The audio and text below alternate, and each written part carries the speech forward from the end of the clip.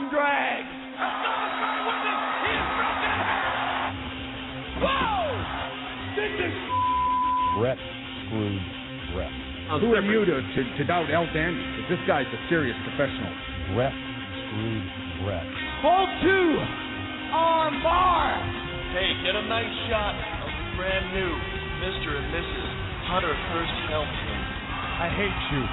I hate you. I hate your hat. I hate your t-shirts. I hate your wristbands. I hate your shoes. I hate your music. I hate the C Nation. I hate everything that you stand for.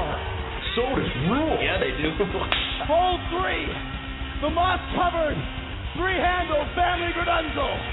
Live from the nation's capital in Washington, D.C., this is the RCWR Show with your host, Lee Sanders.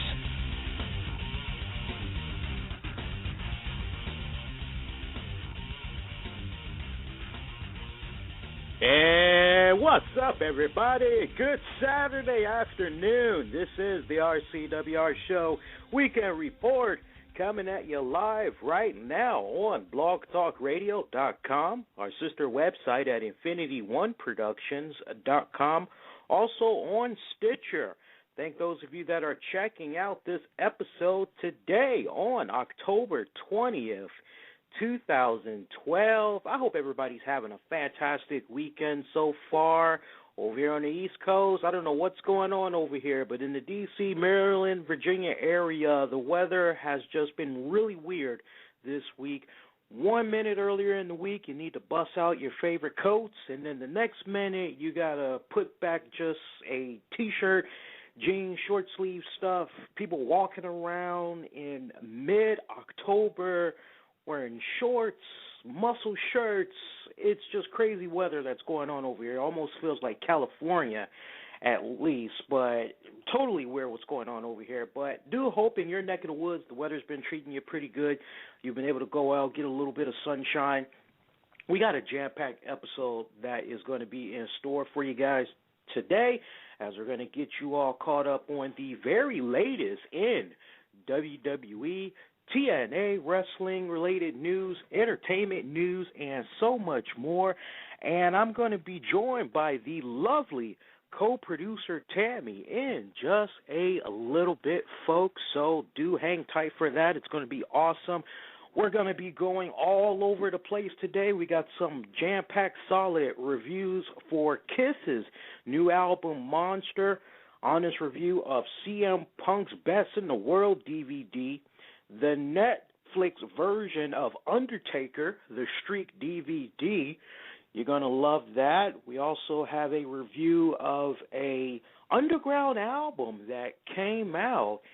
One of those type of albums where unless you're a diehard fan, this one, without a doubt, just went under the radar.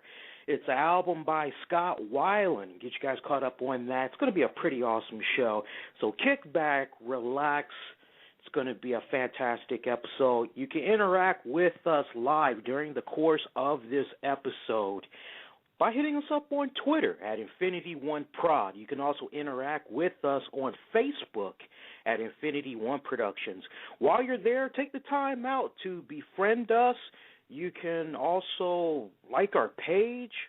Yeah, not too many people apparently are aware that they can actually befriend us on our Facebook page. So something new that you learned right there. You can also interact with us in the later part of the show when we open up the phone lines to get you all's reactions.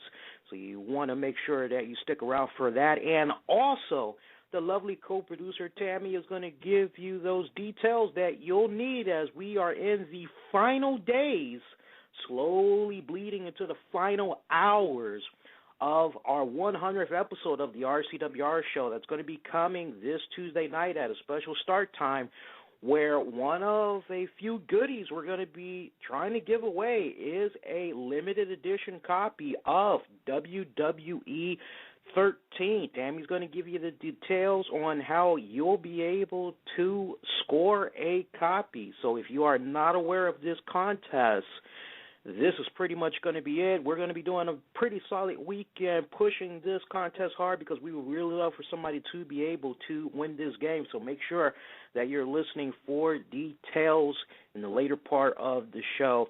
I'll be joined by the lovely co-producer Tammy in just a little bit, but let's go on ahead right now and let's tackle one of the main key highlights that had happened on WWE Raw this past Monday night.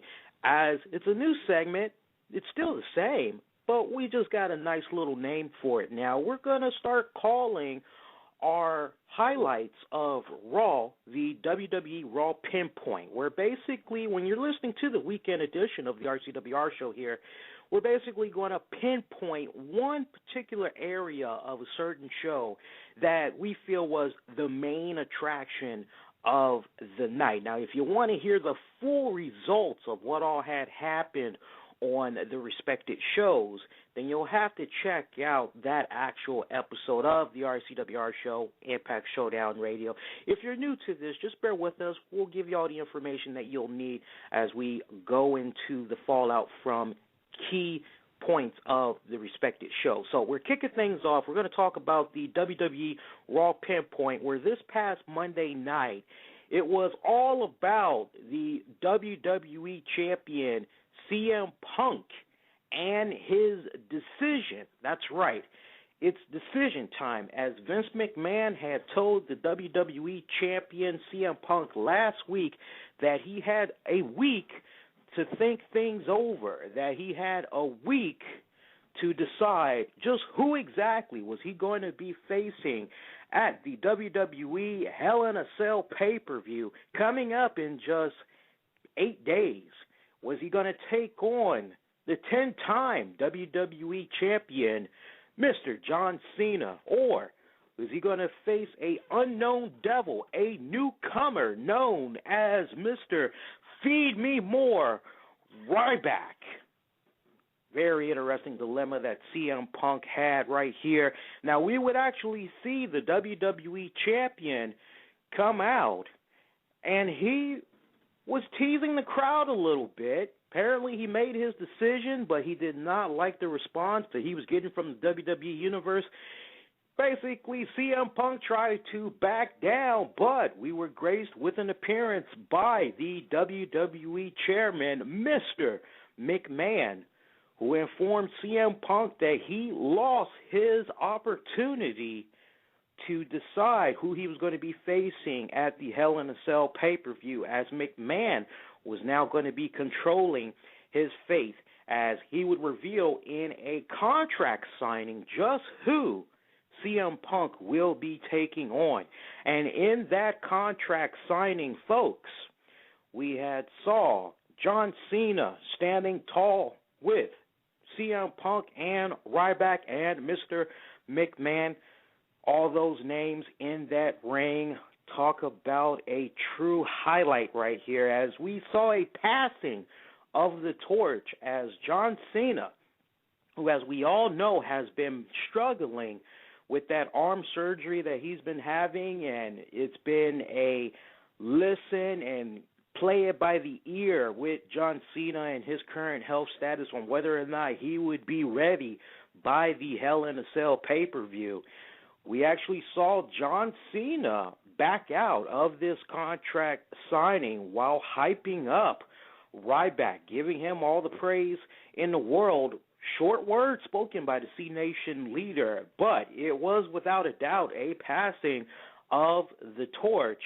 And we actually saw Ryback put his name on the dotted line, as it's game on. It's going to be Ryback taking on CM Punk for the WWE Championship inside Hell in a Cell.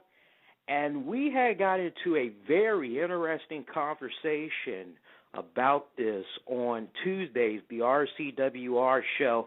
And now that a few days has passed over and it's really been able to settle in, we can now really dive into this just a little bit more, and we're perfect place to be able to do that on the weekend edition today. you know, a lot of people, and we were actually one of the first wrestling radio shows to actually go into the topic, which was brought up by you, our loyal listeners, which was, you know what, with everything that's happening with Ryback right here, how exactly should the finish come about at the Hell in a Cell pay-per-view?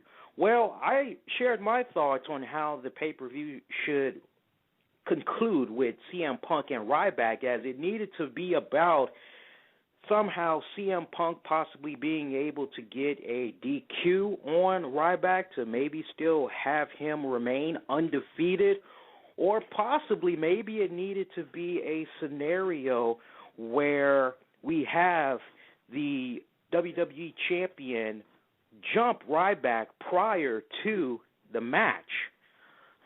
So you're looking at this and you're saying to yourself, this is really an interesting dilemma right here, because on the one hand, if we all can agree, you can't give Ryback the WWE Championship. CM Punk, he has to keep that belt just long enough to be able to pass it over to The Rock when he comes back next year. How exactly do you go about making this be a finish where both sides can walk away looking strong? Ryback is not hurt too significantly, and apparently this has been a problem for WWE, as one of the ideas that was put out there by one of our listeners was, you know what, maybe Brock Lesnar should be involved and possibly cost Ryback the win over CM Punk, and maybe that could be a program between those two guys. Now, WWE, they already were at that point. However, as I had mentioned on the RCWR Show Tuesday Night Wrestling Report edition, the only problem with that would be the way that Brock Lesnar has his contract structured right now. You would be tapping into those much-needed appearances you would need from him leading towards WrestleMania. And as we all know, Triple H, he wants a WrestleMania rematch, or he wants a rematch with Brock Lesnar, but he wants for it to be on the biggest stage of them all, which will be at WrestleMania. So that exactly doesn't really work good, not unless they're able to set up a new contract with Brock Lesnar in a way where they can do some type of rollover dates and just have him come in. So unfortunately, as solid as an idea and as much as that would make sense to have a Brock Lesnar interfere in this match between Ryback and CM Punk, there's just no way it's going to be able to happen. And so you're left with this scenario. Once again, what exactly do you do with a Ryback versus CM Punk? And apparently the team of WWE writers, they have been having great difficulty with this. I would most certainly like to chime in my thoughts, and maybe we can give WWE some food for thought, if you will, on what exactly needs to happen with this match between Ryback and the WWE champion, CM Punk. You know, one idea that comes into my mind right here is something that I said Tuesday night, and now that I've had a few days to marinate on it, I can't stress it enough. You have the WWE champion attack Ryback prior to their encounter, and you can do it in a way where it looks as if the match may not happen, or it could be a case where, you know, keeping in mind what had happened with CM Punk and the whole altercation with the fans, you know, that's pretty freaking hot right now. Maybe they could kind of play off of that. You know, I had a little bit of time to marinate on this, and I was just thinking to myself, when was the last time we ever saw a WWE pay-per-view end in a way where we see that our main event at the pay-per-view doesn't happen because of some type of really jacked up controversy? If there is ever a time for that to be the case, and lovely co-producer Tammy, I definitely want you to chime in your thoughts on this. If there was ever a time in WWE pay-per-view history to entertain the idea of just not having a main event match, I think Hell in a Cell would be the perfect scenario. Just think about it here, folks. You have the WWE champion. He really is not too keen on having this match with Ryback. What levels is he willing to go to avoid having this match in fear of possibly losing his WWE championship? As I said a few seconds ago, leading up into the match, we could see CM Punk. He tries very hard to attack Ryback from behind. And as a result of that, we're kind of left with this big impression here that Ryback may not be able to take on CM Punk. And that can just be the running gag throughout the night of the pay-per-view, leading all the way up into the main event.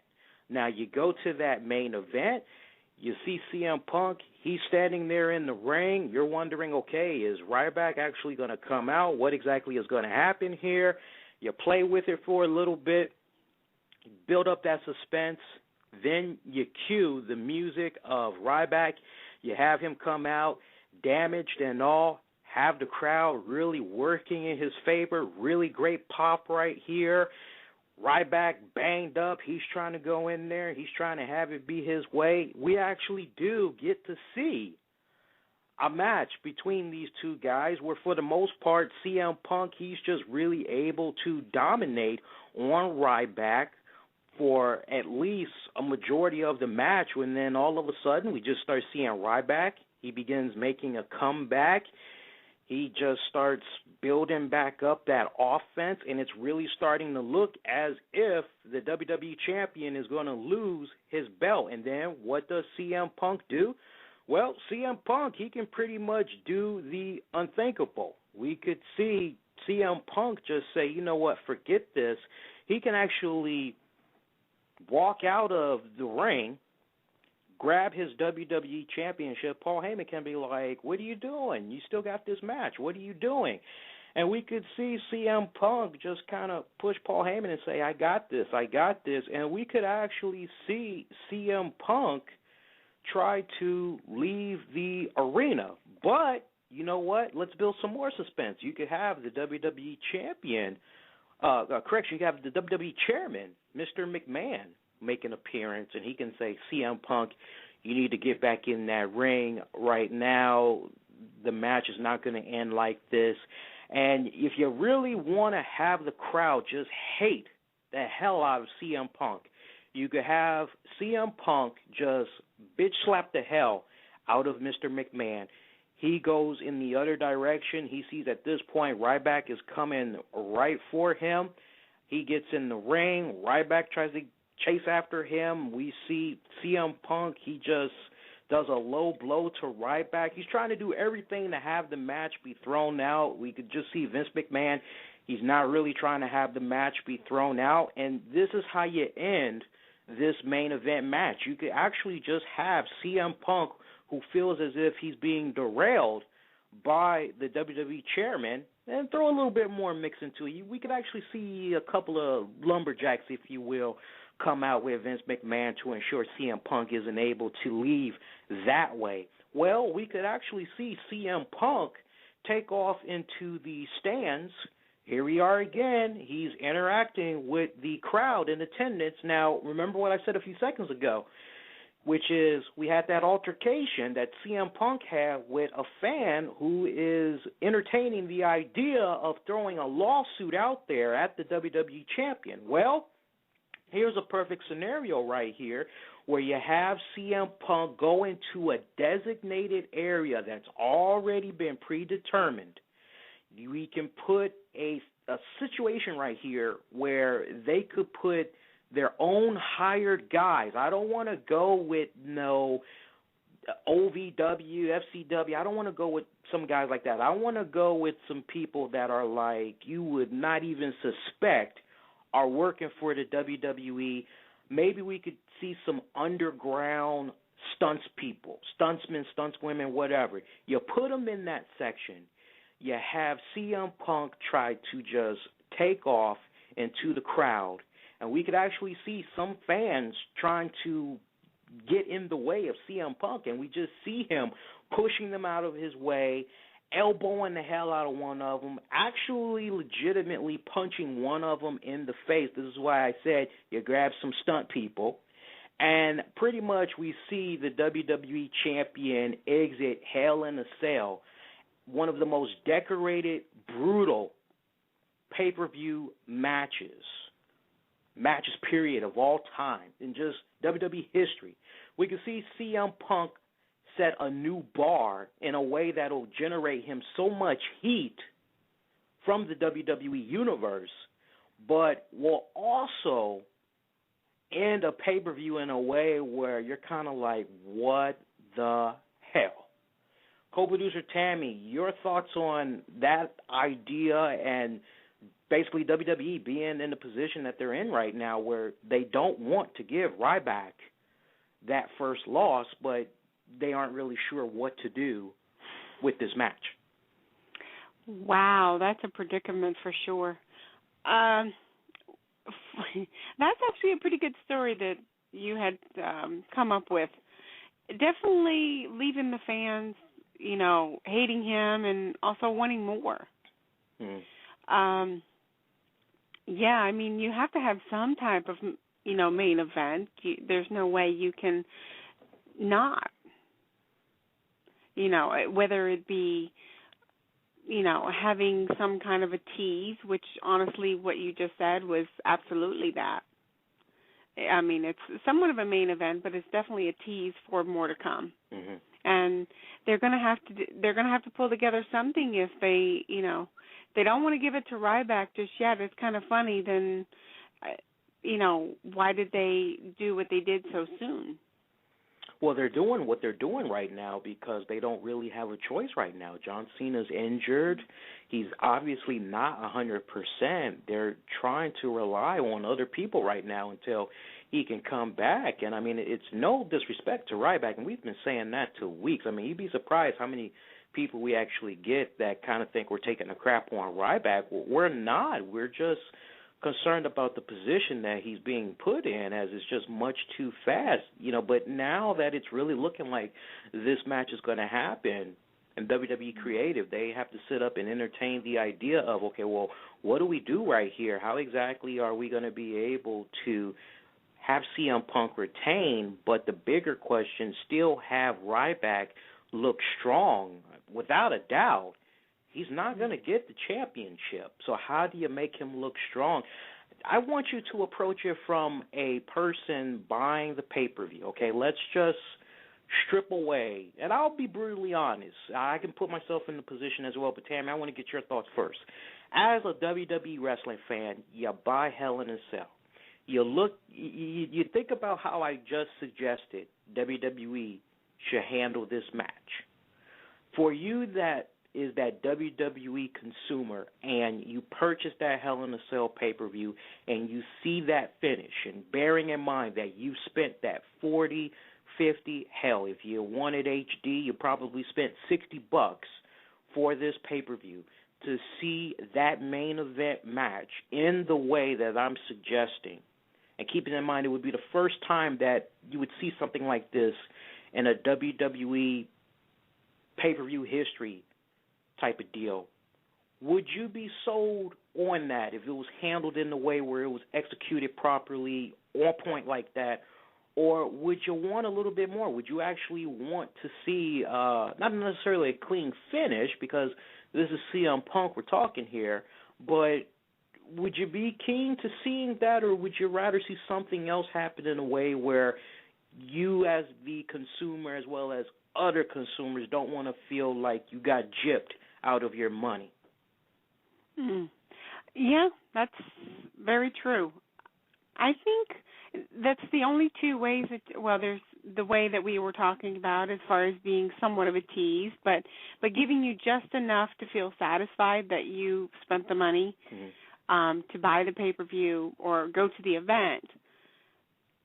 You either have that, or then you have something to where Ryback has done something in that match to disqualify him to have CM Punk retain the title.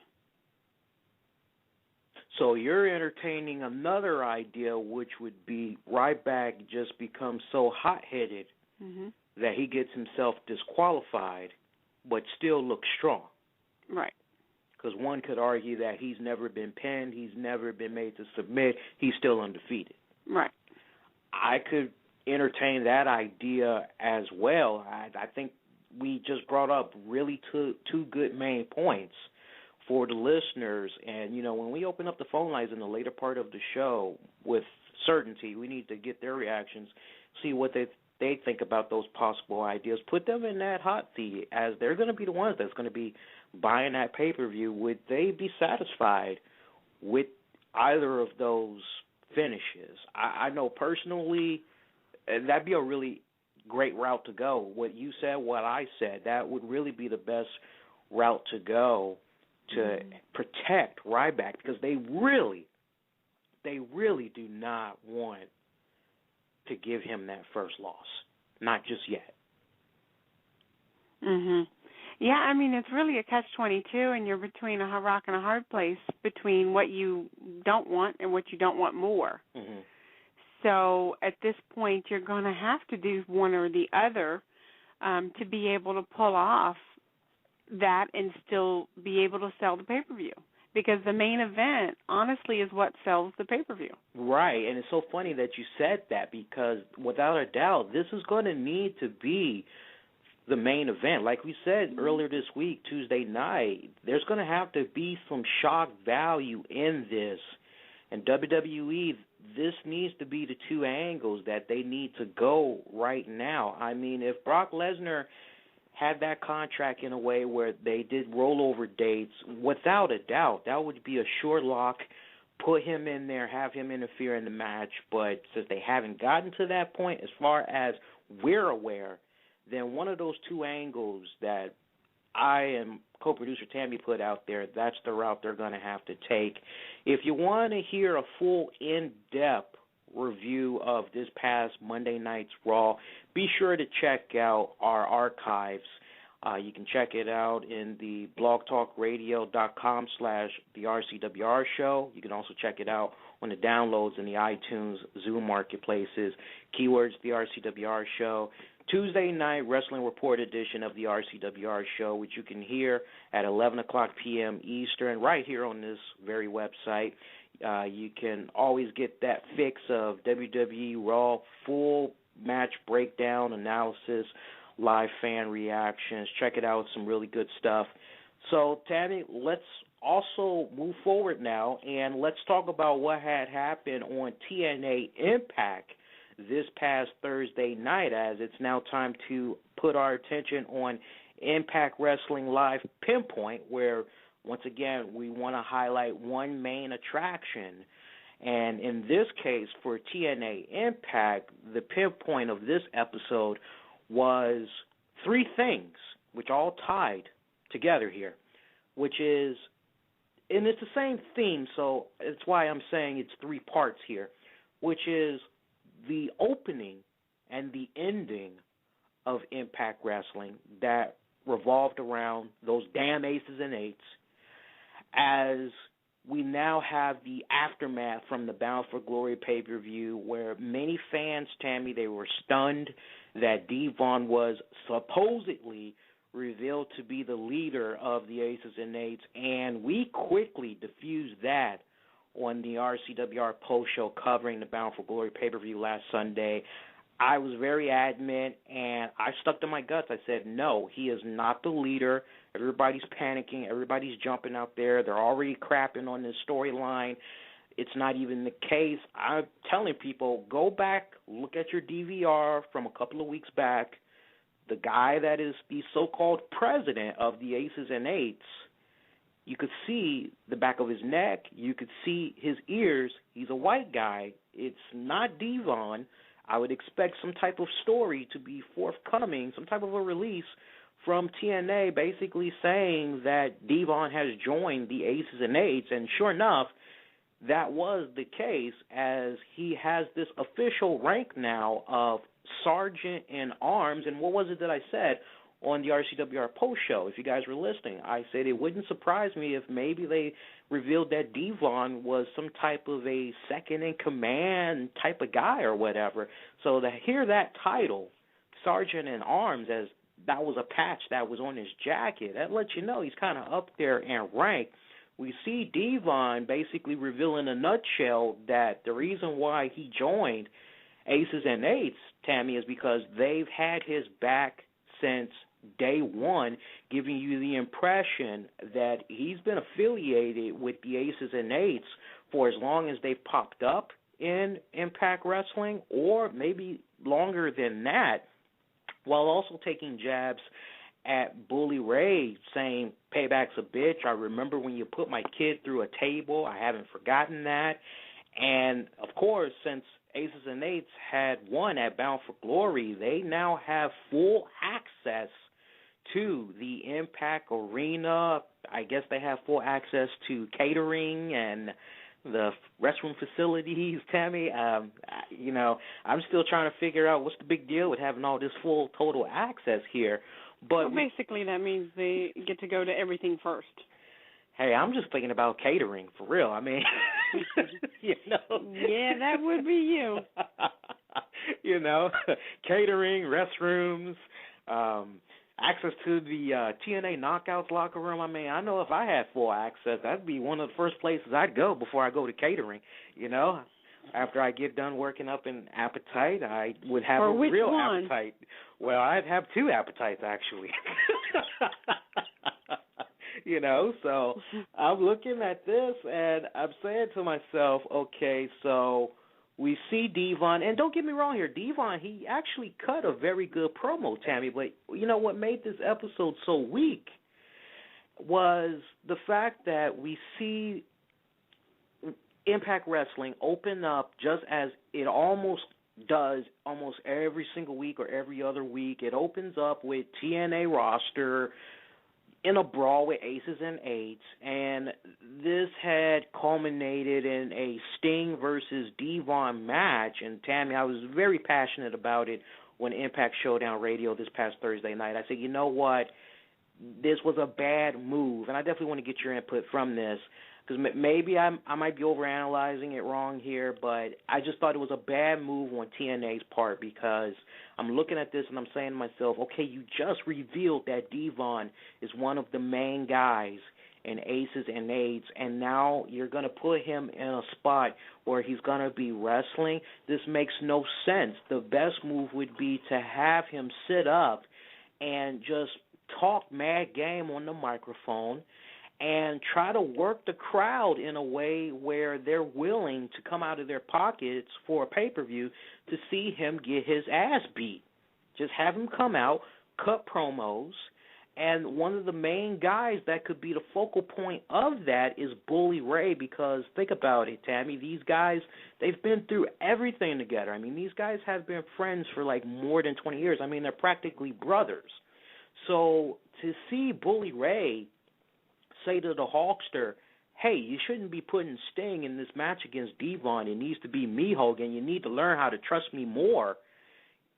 TNA Creative they got a really hot match here on their hands if they do it right. Just look at what they've been doing with the James Storm, Bobby Roode program. If they put that same energy into that Roode Storm match, into a Bully Ray Devon match, they could really have a very freaking solid contest on their hands.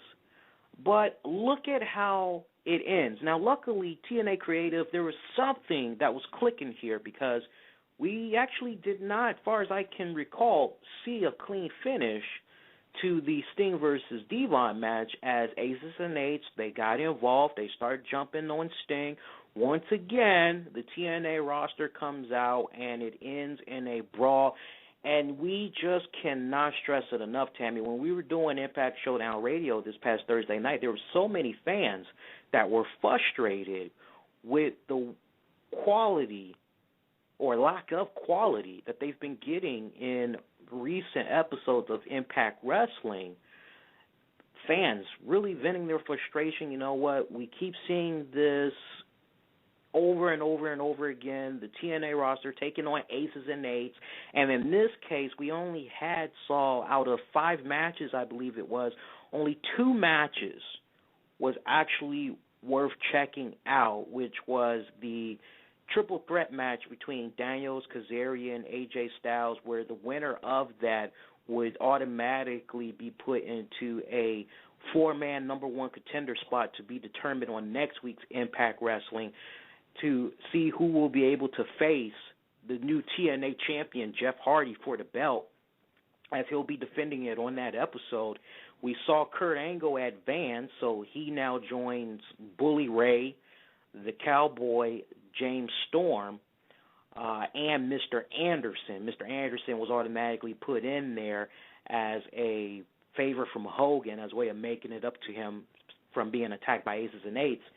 You can't help but think about those fan reactions to Impact Live this past Thursday night. Tammy, I definitely would like to honestly get your feedback from, what all you've been hearing, what all you've been seeing, the brief times you've been checking out Impact Wrestling. How's it make for you? Well, honestly, watching it on and off for the last, year or so, the product has honestly gone down a bit as far as, what they're doing and the somewhat repetitive matches that they are doing as far as with aces and eights and so on and so forth. Now, what you said about Sting, basically their mentality was probably, well, okay, then he's the lead guy, so, we need to beat him. But they're forgetting that there's probably, you're just, one of the front men is who you're wrestling right now. Mm-hmm. You're not wrestling the main guy. Mm-hmm. So they thought, okay, Devon's it, check that box, we're going to match with, give you a match with him. Mm-hmm. So, I mean, it's a little bit premature to be doing that kind of a match right now, mm-hmm. I think. Yeah. Do you think this aces and eights, because I never really picked your brain on this, but, I mean, just thinking back to almost 6 months ago here, that aces and eights came into the Impact Arena, do you think that this storyline has played out possibly way too long? Do you think Bound for Glory was truly the moment where they should have revealed who the president was? Because now, Tammy, it's looking as though we may not know who is really behind aces and eights until early 2013. Do you feel that TNA missed an opportunity here, and then at this point they aren't really too sure how to put a bookend on the aces and eights? That was a question that we had proposed to our listeners on Thursday night, and we got a little bit of a mixed reactions from them. I got to put you in the hot seat. What's your vibe from this? I think they need to find a way to put a different spin on it, because it's still much more of the same. What really should happen, I think, is it's okay, he's the lead guy, so now let's start asking that question, who is it? Mm-hmm. And I don't, from what I was watching, I don't think I heard that. It was like, oh, okay, Devon's it. Right. Why don't you start asking that question? Okay, so what else?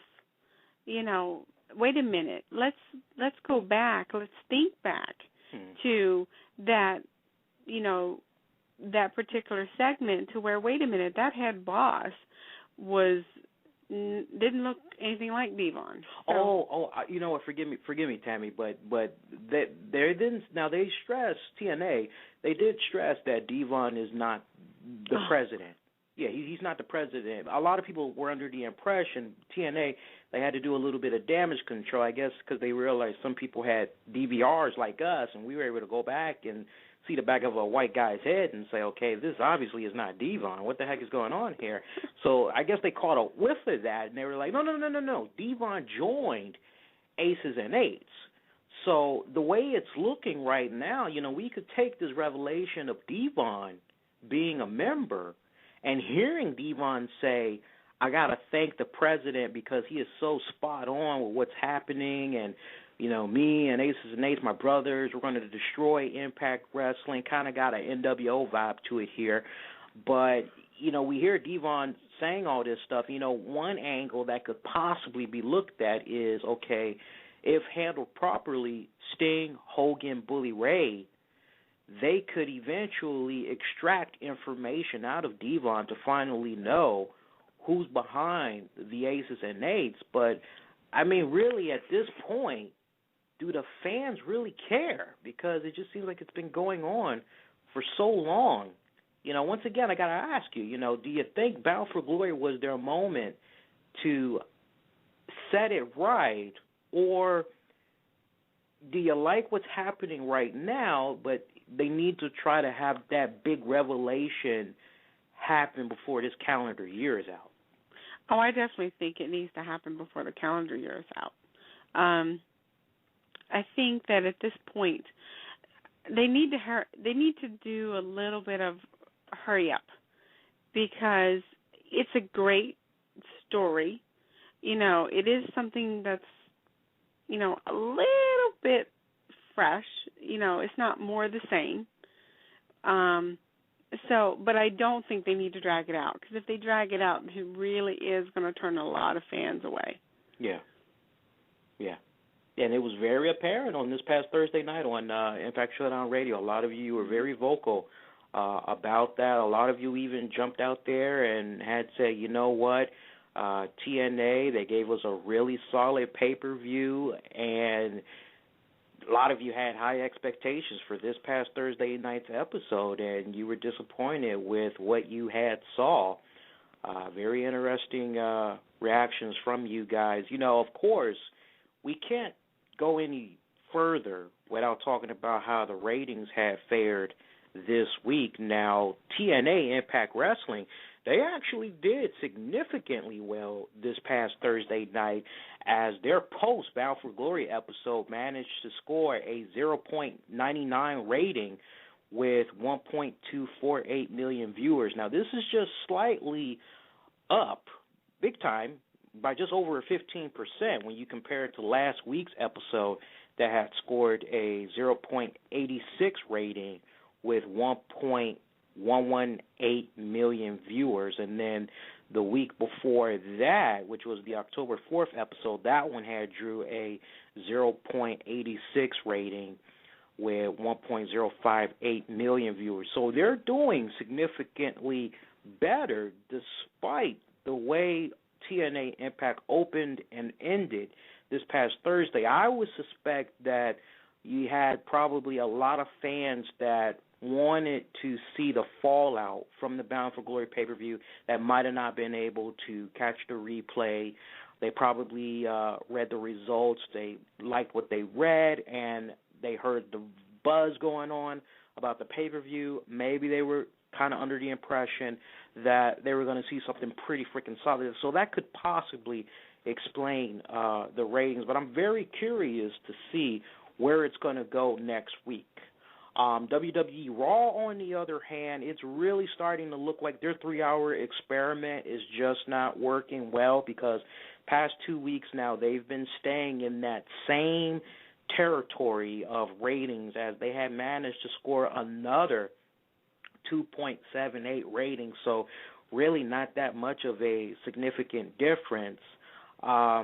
Tammy, your thoughts on WWE Raw? You know, I know I haven't really picked your brain on it in a while, but, you know, I know sometimes you, me, Zed, we're kicking back, we're watching Raw, and, you know, sometimes it kind of feels like, I wish they would, you know. Well, honestly, it's the fact that it feels a lot more drawn out. Yeah. With the 3-hour show. I think that the 3-hour show is nice. I mean, honestly, if they're not gaining anything from it, then what's the point? Yeah. You know, at this juncture, because it does feel more drawn out. It does feel like there's more, you know, less wrestling, more talk. Because you can only do but so much with what you have. if you're adding another hour, then half the time you're adding, honestly, more promo, promo stuff to that. Yeah. So why not? I mean, honestly, I preferred it when it was 2 hours. Yeah. And just to give you an idea, folks, of this past Monday night's Raw, how it was doing viewership-wise or rating-wise or whatever, this is pretty much how it had broke down during the 3 hours. Now, viewership-wise, this is how it went. Hour 1, 4.7 million. Hour 2, 4.1 million. Now, let me just highlight Hour 1 of Raw. That was pretty much within the first hour. I'm going freestyle here trying to remember this. The first hour was pretty much about the WWE champion, CM Punk, making his decision, but he backed down. Vince McMahon came out, told him there was going to be a contract signing. Hour 2, I believe, was mainly highlighted by Kofi Kingston taking on The Miz, so that got a 4.1 million there for that hour. Hour 3, basically contract signing, 3.89 million viewers. So that kind of gives you an idea what's going on here. I couldn't agree with you more. On the one hand, there's some weeks I watch Raw, Tammy, and, it's kind of good that we're kind of talking about this because we really haven't really dived into it like that since Raw has been on 3 hours. And I wasn't trying to just talk about it off the break after like 2-3 weeks that Raw was on the air. I wanted to really get a good grasp of how they've been handling it, give them that benefit of the doubt of working their way into it. And, now that we can actually sit here and say, okay, it's been a few months now. Actually, I believe they started doing 3 hours as of July 23rd. So they have some months under their belt now to try to really make that 3 hours worthwhile. And it just seems like there's a lot of weeks there. They're staggering. As you pointed out, it's really coming off like it's just too much. There is more talk, less wrestling, and it's so funny because there's actually some Raws, Tammy, where we actually get to see 8 matches, and it's kind of like, wow, you guys are actually able to pump out 8 matches in a 3-hour span. You go over to Smackdown nowadays, you can get about 10 matches solid. Mm-hmm. So it's like, really, 3 hours and you guys are only able to do 8 matches? But yeah, there is apparently a lot of talking in there. I have great concern. I know Vince McMahon is one of those type of people. He does not like to admit defeat. But unless John Cena is going to be the mecca of all the answers to getting the ratings back up, I just don't see how they're going to be able to continue doing 3 solid hours as the ratings. I mean, the fans, they're letting their voices be heard. They're starting to, okay, yeah, it's kind of weak. Let me see what else is on. You got those same viewers that's basically going over to Monday Night Football. Exactly. And honestly, just like anything else, if you then decide that you've seen John Cena and you've seen him again, and just like we, state with Hulk Hogan, they're going to get just as tired of seeing John Cena as anything else because you're using him all the time, to be a filler or, to make it look like you're, trying to hype it up. And grant you, to a point, that's great. Mm-hmm. But it's just like anything, your favorite dish. You eat it too much, you're tired of it. Yeah. Funny you mentioned that. Lord knows I love pizza, but after 3 days, I'm ready to move on to something else. You can give me pepperoni, the works, blue cheese, ranch, wings. I'll be tired after 3 days. I gotta have something else. Exactly. Hey, I love New York pizza too, Don. But man, after 3 days, brother, true story. I'm gonna say this story, and then we'll take a commercial break. True story. When I was in high school, there was this guy that had this notorious reputation, and I believe it was because his dad might have worked at a pizzeria. I believe that's how the story goes. But every single day, Tammy, this kid, and I believe this was in the 10th grade, this kid would always come to school with a chocolate milk in a little small carton, and he would always eat like a New York-style slice of cheese pizza, and he was just so freaking irritating because every day that's all he ate. And we're like, dude, don't you want some fucking tater tots, some chicken, some hot dogs? I'm fine. I like my pizza. I'm like, oh, okay. And he did this. He rolled out one slice of cheese pizza every day for lunch. He did not eat breakfast, as far as we knew. All he ate for lunch was one slice of cheese pizza and his chocolate milk, and he rolled that out until his senior year, and we just could not stand him. I remember back then, I used to be a bully growing up, but when it came to my my high school years, I was like Shawn Michaels. I had a new leap of faith.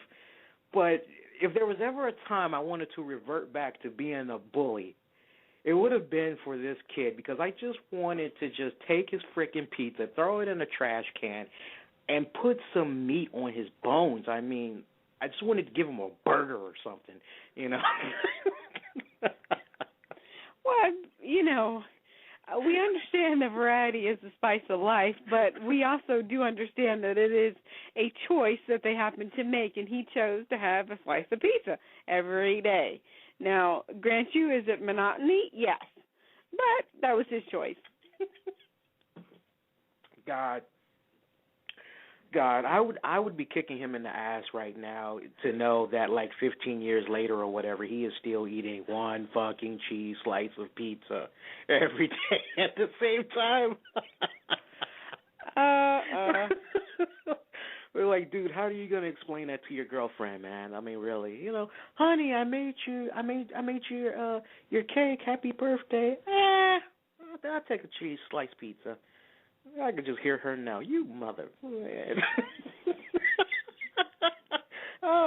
All right, Lee, it's time for commercial. I'm sorry, but, I didn't mean to go on a rant there, but, I just, we're going all over the place today anyway. It was nice to tell a little sidetrack story from time to time, But, yeah, let's take a commercial break. And we got plenty of showtime left. We got to talk about what happened on SmackDown this past Friday night.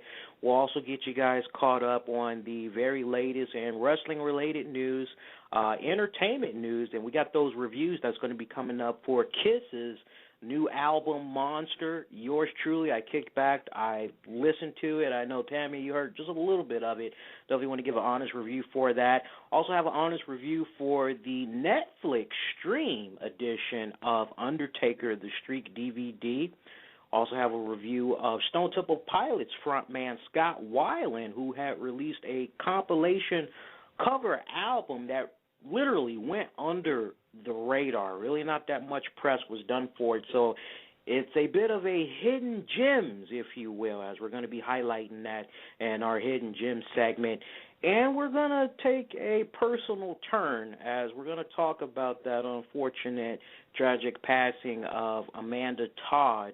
I know it was something that some of our wrestling fans, they had wanted us to cover. They wanted to pick our brains and get our thoughts on that. So we will talk about that.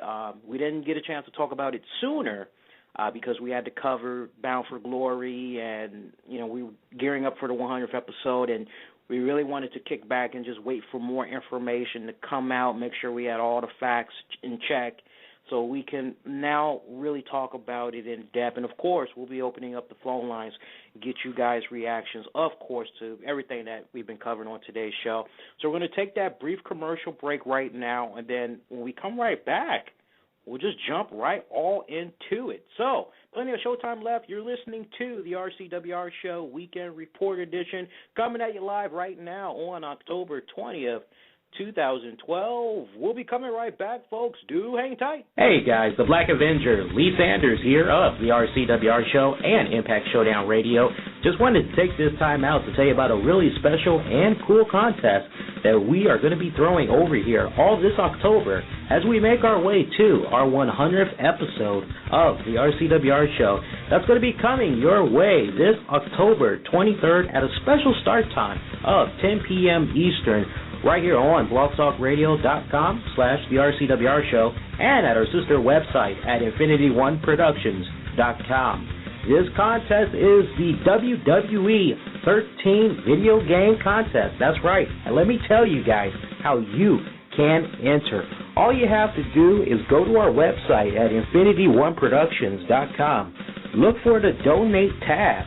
Click on it and follow the prompts, and what gets you into this contest, folks, is just $1. That is correct. You heard me right. I did not stutter. $1 gets you into the contest. All the donations that we'll be receiving for this WWE 13 contest is going to be going to a very special and worthy cause, as all this month it is Breast Cancer Awareness Month. And we will reveal the total amount of donations that we have received from you, the listeners, on that 100th episode of the RCWR Show. But wait, it gets better. All of us here that work at the RCWR Show, Impact Showdown Radio, along with the staff at InfinityOneProductions.com, will be combining all of our money together, as we'll be going in our own pockets, and we will double the amount of donations that you, the listeners, are able to donate, and we will give all the money to the Susan G. Komen Foundation. That's right, folks. Very worthy cause right here. It's all this month. It's Breast Cancer Awareness Month. Now, if you don't feel comfortable donating to us directly, then we highly encourage you to go to Susan G. Komen's website at Komen.org. Look for the donation tab button on their site, and you can actually give your dollar amount to them. Then just contact us via Twitter, Facebook, and let us know that you have entered the donation that way, and we'll put you into the contest. Not a problem at all. Up for grabs is your choice of either a Stone Cold Steve Austin WWE 13 limited edition game that comes with downloadable content for the Xbox 360 or the PlayStation 3. And once again, we will be revealing that lucky winner on the 100th episode of the RCWR Show, coming October 23rd at a special start time of 10 p.m. Eastern. So make sure that you are there. This is a very special contest for a very worthy cause. If you are under the age of 18, make sure you get your parents' permission. Everybody else, feel free to go on ahead and hit that donate button, as again, it is for a very worthy cause. And that is not the only thing that we have in store for you on the 100th episode of the RCWR Show, as we'll also be giving away a few other surprise giveaways. So make sure that you are there this October 23rd at special start time of 10 p.m. Eastern. And for all of you that donate, we thank you humbly in advance. Always on the go and don't want to miss an episode of the RCWR Show and Impact Showdown Radio? Then subscribe to us on the iTunes and Zune marketplaces using keywords the RCWR Show. Ever get the urge to follow somebody? Then take a free moment during this commercial break to follow us on Twitter at InfinityOneProd, also on Facebook at InfinityOneProductions. And just for that, we won't call the cops on you.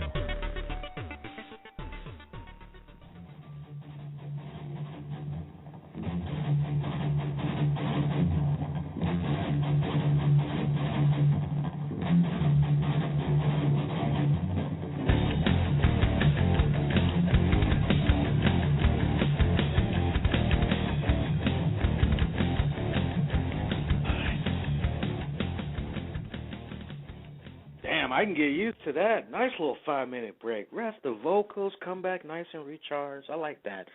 You're listening to the RCWR Show Weekend Edition coming at you live on October 20th, 2012. I'm the Black Avenger, and she is...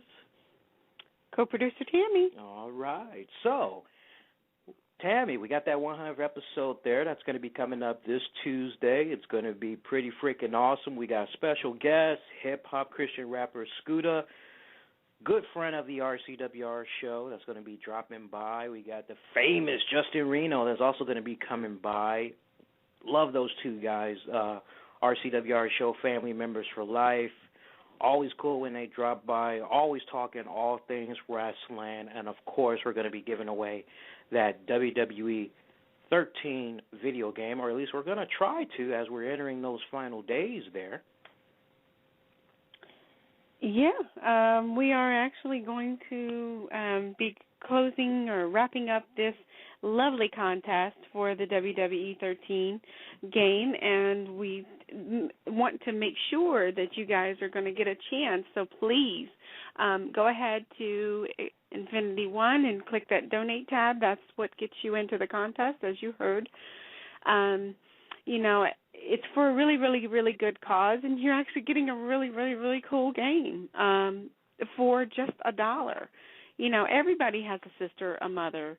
You know, maybe not everybody, but you certainly know somebody who's been affected by cancer, whether, you know, it's in your family or not.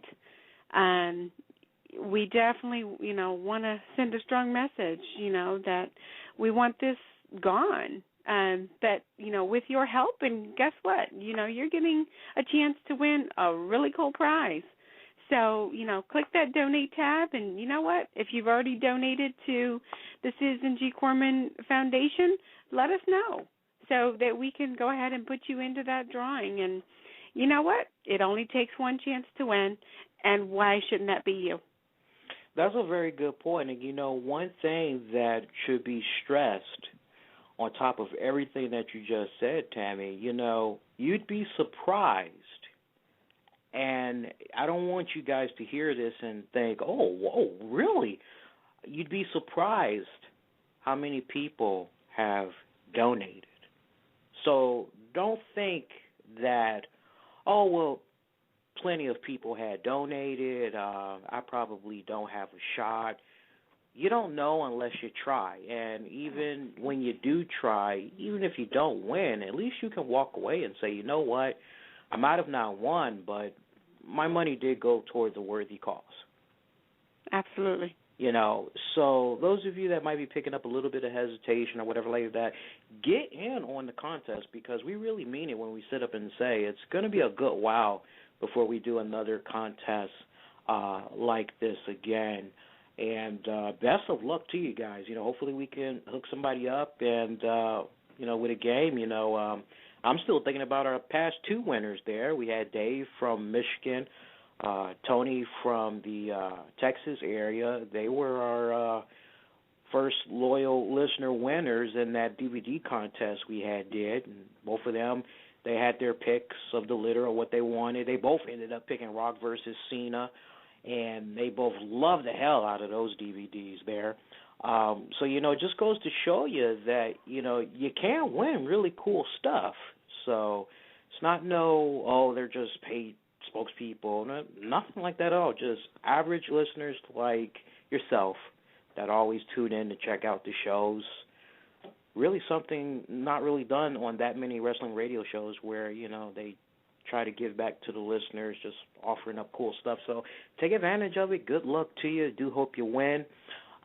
Let's talk about WWE Smackdown, as, of course, we got to go in depth, as only on the weekend report of the RCWR show you're going to be able to get that fix of what you might have missed on SmackDown this past Friday night. And, you know, one thing that just spoke large volumes to me as I was watching SmackDown this past Friday night was just the way it was executed. I mean, once again, Tammy, WWE Smackdown, they just continue to be on a impressive streak of putting on a top-notch quality show where the main point is on wrestling. You can't really go wrong here, as you got JBL commentating, really selling those matches, selling those rivalries, trying to have you, the viewer, feel invested in what you're seeing. One of the main highlights that we saw of the night was Sheamus, once again locking it up with Wade Barrett. You're looking at this and you're saying, okay, this is the third time now that these guys are hooking up. Just how exactly is this match going to end? As this was a singles match, however, surrounded by lumberjacks to try to ensure that there was, without a doubt, going to be a winner. And we saw everybody just pop up during this lumberjack match, just fighting each other. We saw Kane, Daniel Bryan, Big Show was in there, Tammy. I mean, all hell was just breaking loose between the lumberjacks. But when it was all said and done, third time's the charm, we actually saw Sheamus defeat Wade Barrett. I am still on the fence about this. I was saying it for the past 2 weeks. This is a pay-per-view match. You got to just keep these two off, let it cool down for a little bit, just put the focal point back on Sheamus and Big Show. Because I got to be brutally honest, Tammy, the way that they were going with Sheamus and Wade Barrett, I got to be honest, I would have preferred to see those two guys locking it up at the Hell in a Cell pay-per-view as opposed to Sheamus and Big Show, as I just do not truly feel invested into the rivalry. Well, you really it kind of goes to what you just said. And what you just said is, boy, is, SmackDown really picking it up and actually closing the ground and the gap between Raw and SmackDown. Mm-hmm. So, it's funny because when I first started watching, Raw was like the Mecca. It was it. But it just seems that they really only have a handful of people that's really strong enough to make it a great show.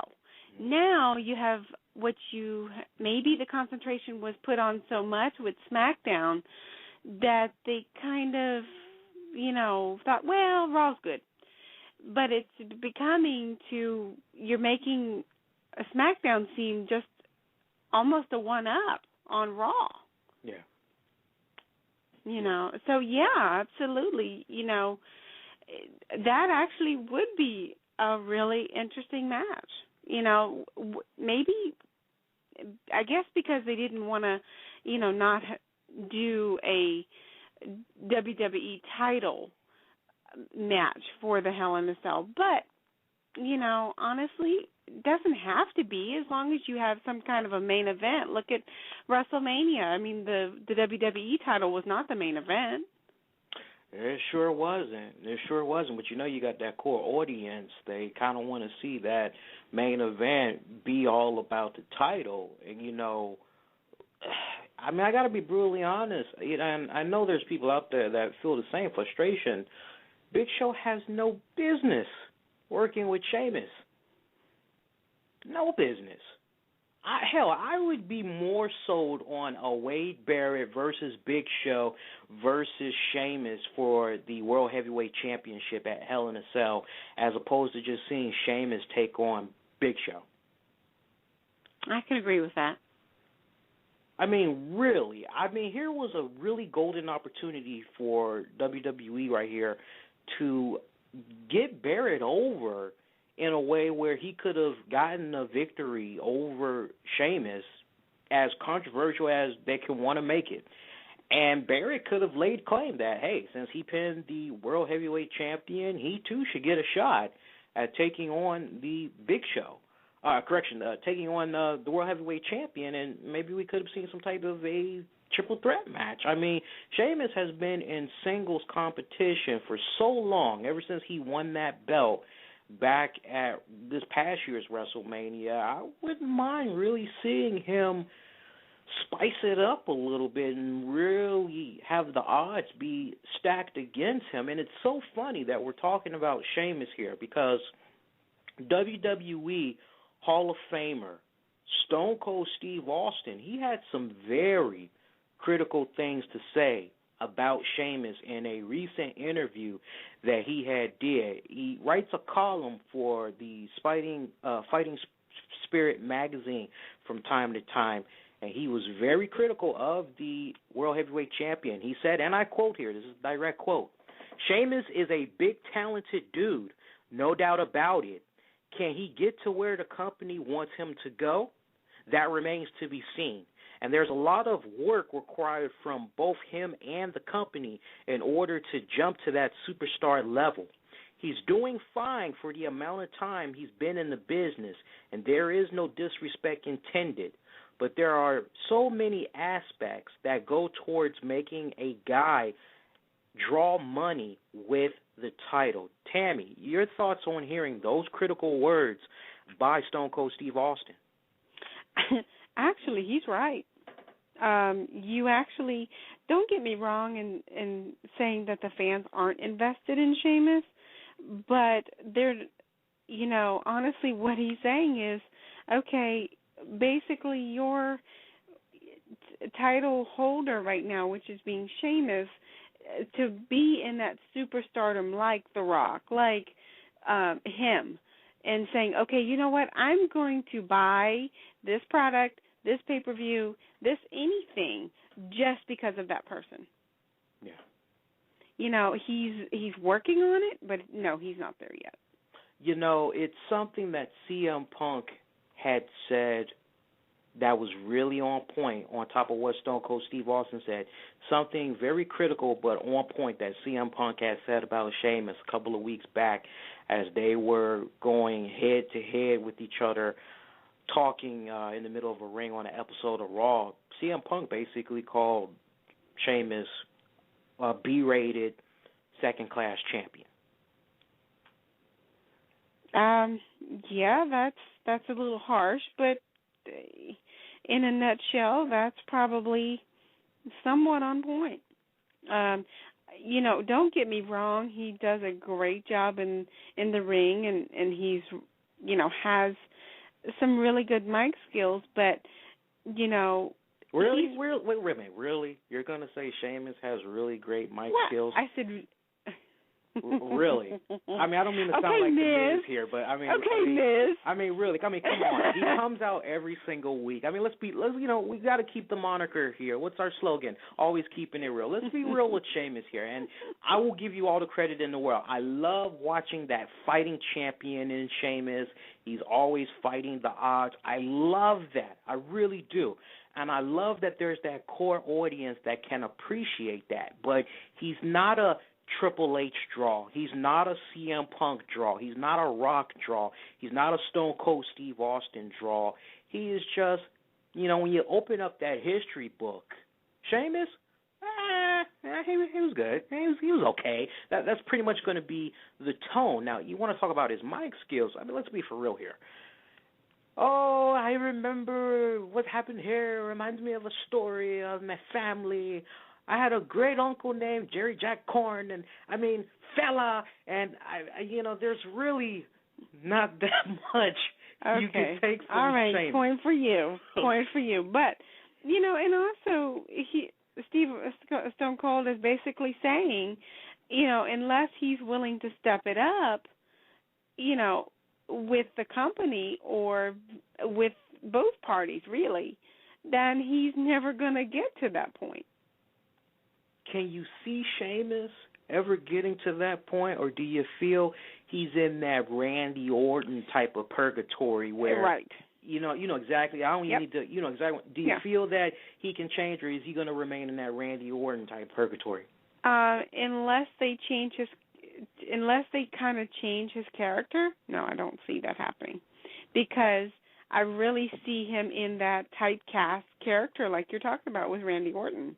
They found the niche that somewhat works, so you know what? Let's keep him in it.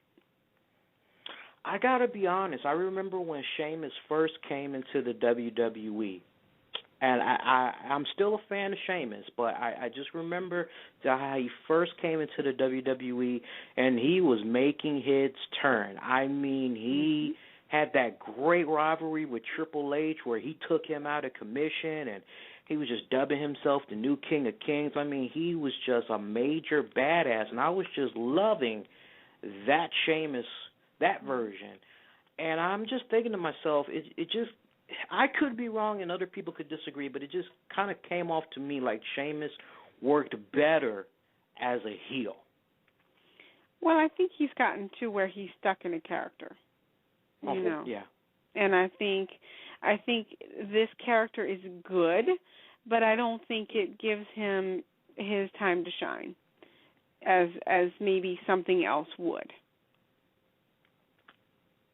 He does have that marketability, though. I mean, who is it that's doing them Kmart commercials or we see he's got that marketability, but he needs that, and maybe that's what he really needs. Maybe that could be the answer to solving all this. Maybe he needs that one defining match that will really get him over with the WWE Universe and be in the talks of that roundtable discussion of the Stone Colds, of the Jerichos, of the Batistas. Maybe he needs that one defining match. Who could it come from? Well, if they do the contract negotiations right, maybe 2013 could be all about Sheamus and Brock Lesnar. I think if there's anyone that could possibly truly bring out the best in Sheamus, Brock Lesnar would be one idea right there.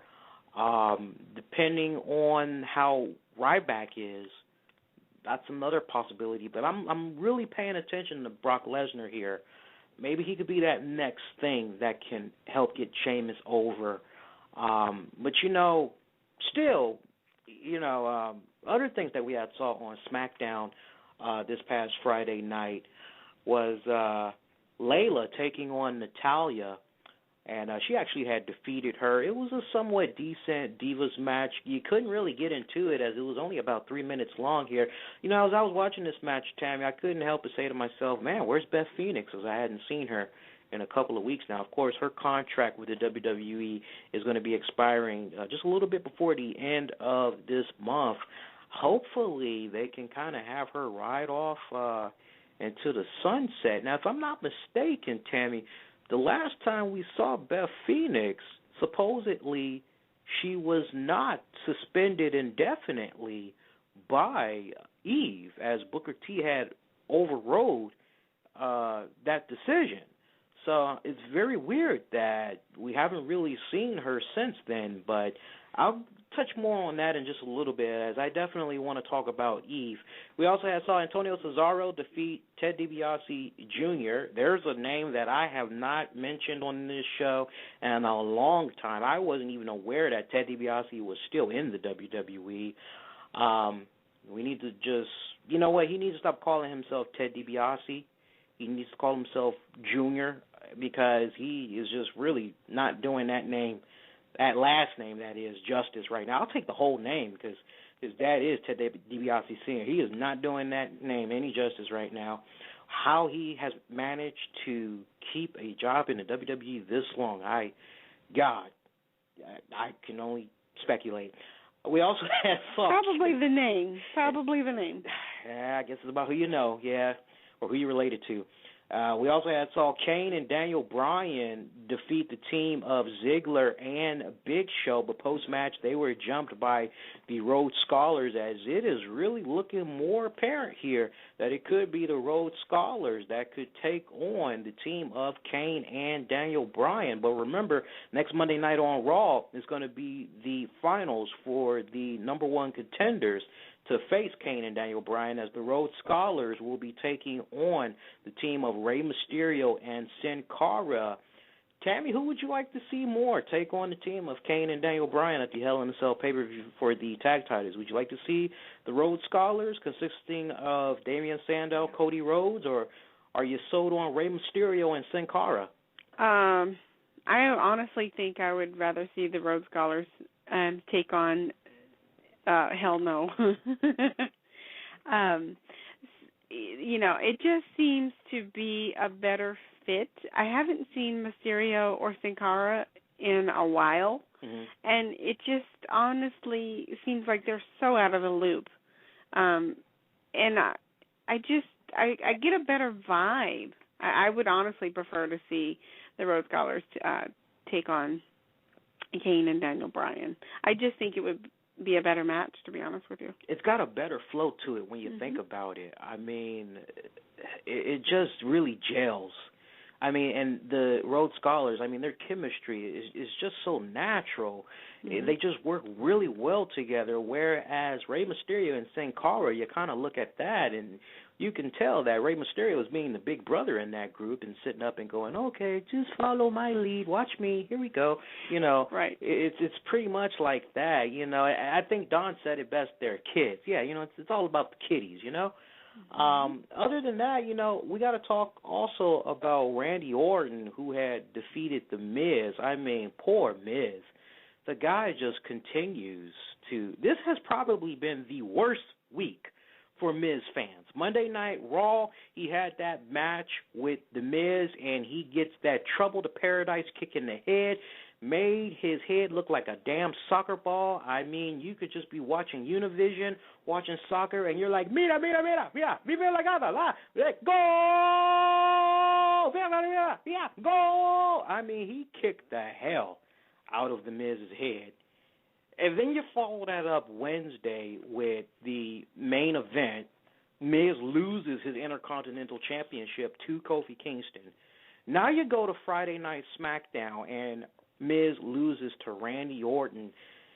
Tammy, your thoughts on The Miz with this sudden failure in the WWE right now, but he surprisingly has a decent show, his little Miz TV segments, where in some shape or form he always manages to lose control of his own show, something that Jericho never had a problem with on the highlight reel.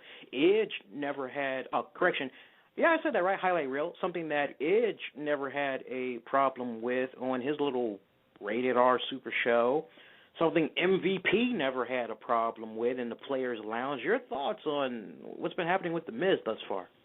Well, what a terrible, terrible week for him, for sure.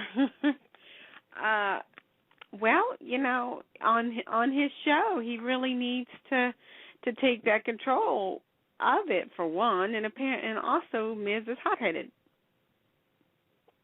And so you say one wrong thing and he's blowing up at you, or, you know, whatever have you, instead of, you know what, all right, you know, you said that, but I got you in the ring.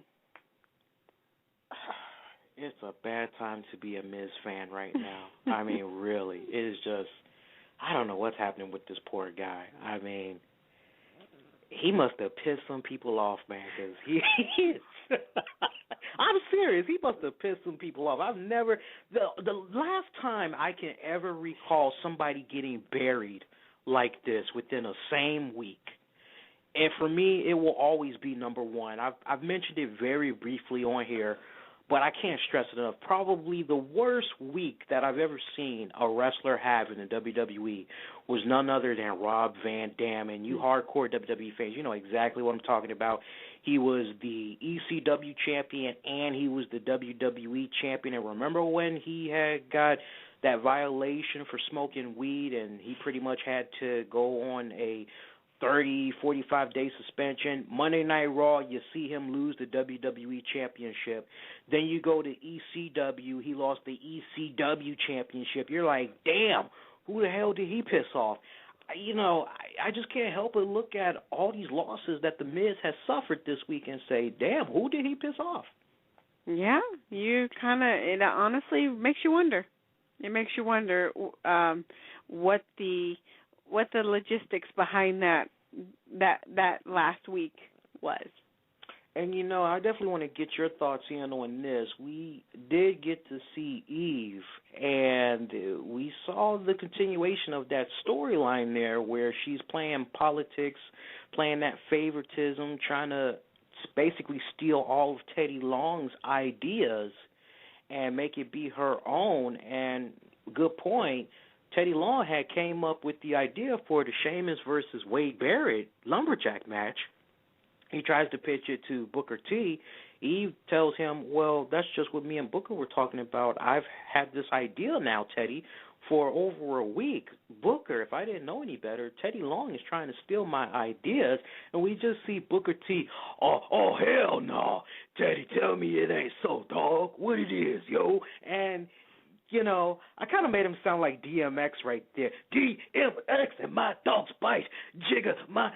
I'm sorry, I didn't mean to go into all that, but, you know, you just hear Booker T, oh, hell no, dog. Tell me it ain't like that, dog. And it's like, Booker T, are you that stupid?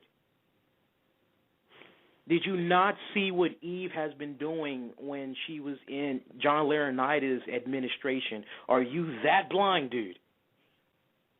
Well, I mean, if let's put it out there. I mean, Eve and stealing other people's ideas, going behind people's backs, doing any of that type of stuff, is this really anything new? Oh, I don't know. I mean, it's really not. You know, it's more of the same with her.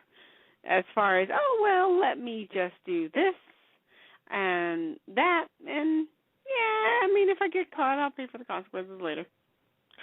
Now, in a very interesting twist, we did see Teddy Long grab Eve's iPad as Booker T was looking to give a talking to Teddy Long later.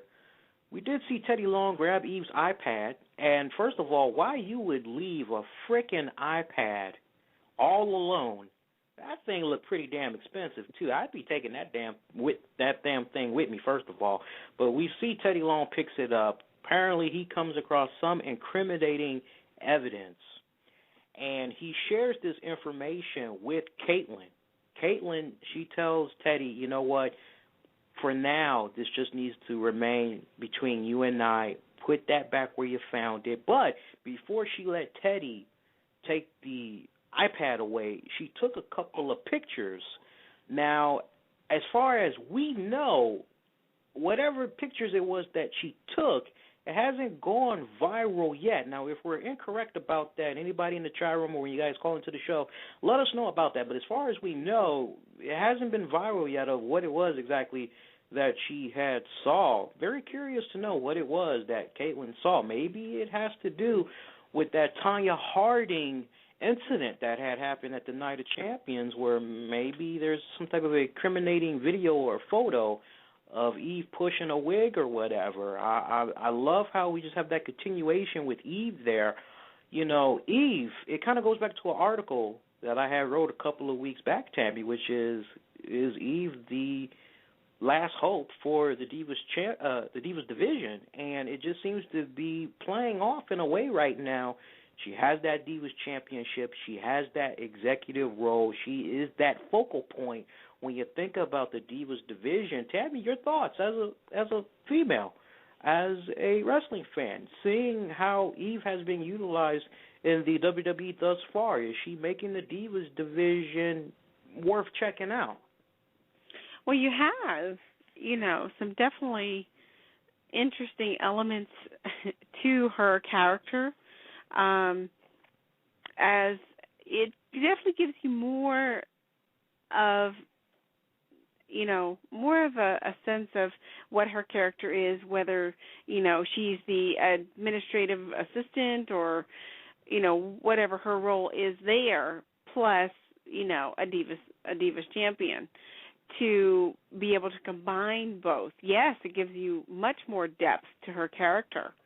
It's a shame that it couldn't be just sprinkled, a little bit more on some of the other divas so that, it does become more interesting, because we already know that the divas are eye candy. Yeah.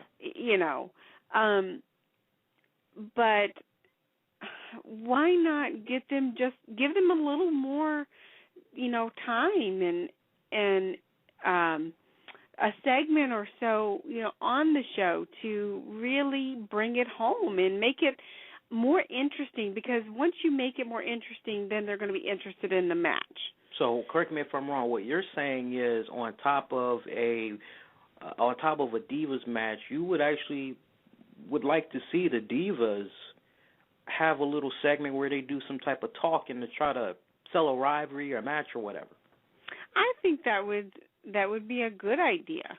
You know, just to give it a little more than, okay, just this is the Divas match, here it is, take it or leave it.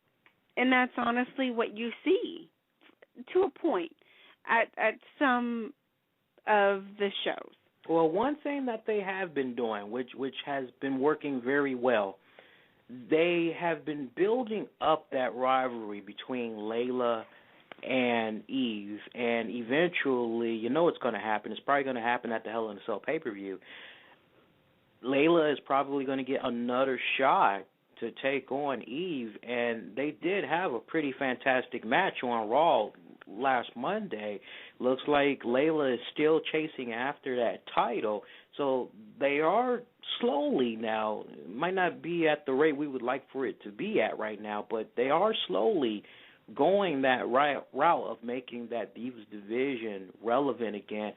Good timing right now for Eve, who's not only good-looking eye candy, but she is one of those type of people that gets under your skin.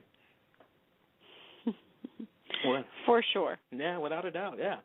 And that's going to do it for the SmackDown review. Let's go ahead now and let's get you guys caught up on the very latest on what's been happening in wrestling-related news. Tammy, I definitely want to get your thoughts on this, as not really too many headlines have jumped out there, but we recently had heard that Chris Jericho, he was very candid as he had this interview that he had did with this newspaper online a couple of days ago, just earlier this week, and he was talking about what all was happening with him in the WWE. He was talking about whether or not he would be coming back to the company, and he was very candid about it. I must say, he answered the question in a way that really had you sitting up saying to yourself, okay, you know what, there's just probably no way at this point he would entertain the idea of coming back to the WWE. Now, keep in mind, he's currently out doing promotional work, touring with Fozzy. They're just getting ready to do some UK tours.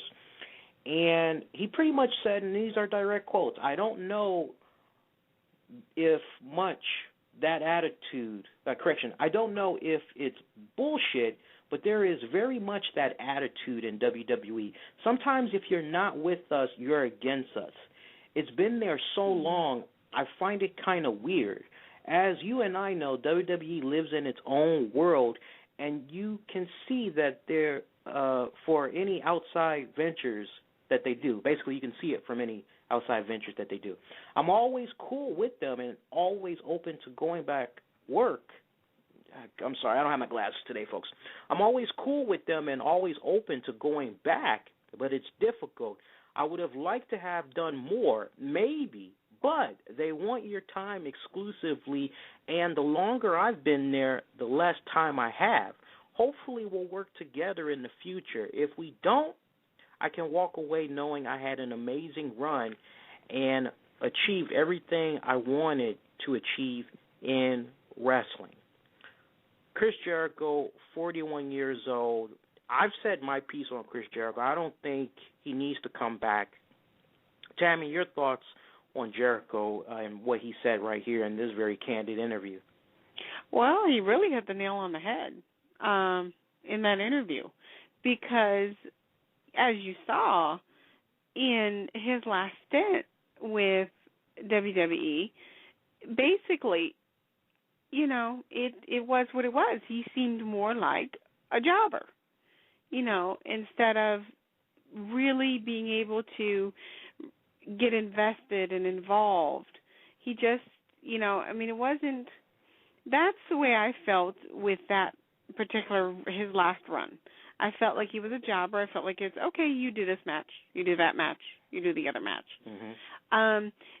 But on the other thing is, okay, so he says that as far as, you know, I actually can understand the if you're either with us or you're not mentality.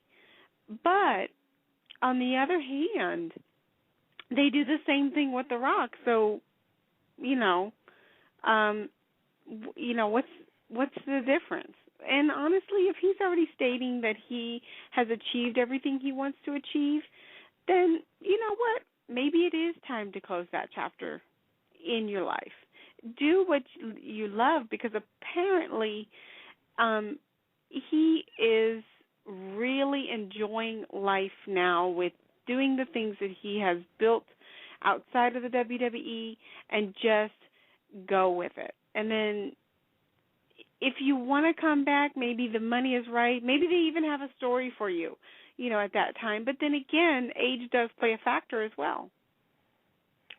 Personally, just seeing how they treat The Rock and they just lay out the carpet for him and just that name value, I said it once before, I'll say it again. I just can't help but think there's something in the back of my head that's just saying, you know what, Triple H never has been too keen on Chris Jericho. I wonder if he might have played a critical role in giving whatever it is that Jericho wanted, as he did rightfully deserve it. And I mean, at 41 years old, how much longer till the man has officially paid his dues and he is given that luxury and that right to be able to venture off into other business opportunities and be able to live comfortably to the point where he doesn't need to be a Ric Flair, or he doesn't need to be that wrestler that's in their 60s, 70s, still going out there wrestling because they're trying to earn a few dollars, or, they're trying to put a roof over their head. I can understand WWE wanting to have that control over, we're the ones that did this. We created it. We created that buzz. We created that group or what have you. But, I mean, when is enough enough? I mean, 41 years old, let the man do what he wants. Let him come and go as he please. I mean, the long haul just needs to be about having the talent, the young talent, be able to capitalize off of a veteran wrestler, because that's the one thing, and I can't stress it enough, we don't have that right now in the WWE. We don't have those veteran wrestlers like a Undertaker, a Triple H, a Chris Jericho, a Shawn Michaels. We don't have those veteran wrestlers that can really be hands-on with these young wrestlers right now, and they're just like caution in the freaking wind right now. It's pretty much, okay, you got a look, go out there, work with it, let's see what you can do. And you need to, I mean, that's how companies succeed. You pass the torch. You learn from the people who have done it, been there, and go off of that instead of, okay, let's throw caution to the wind. Yeah, you can do this particular move, that particular move. Yeah, you can talk on the mic. No problem. You know what? Let's see what you can do.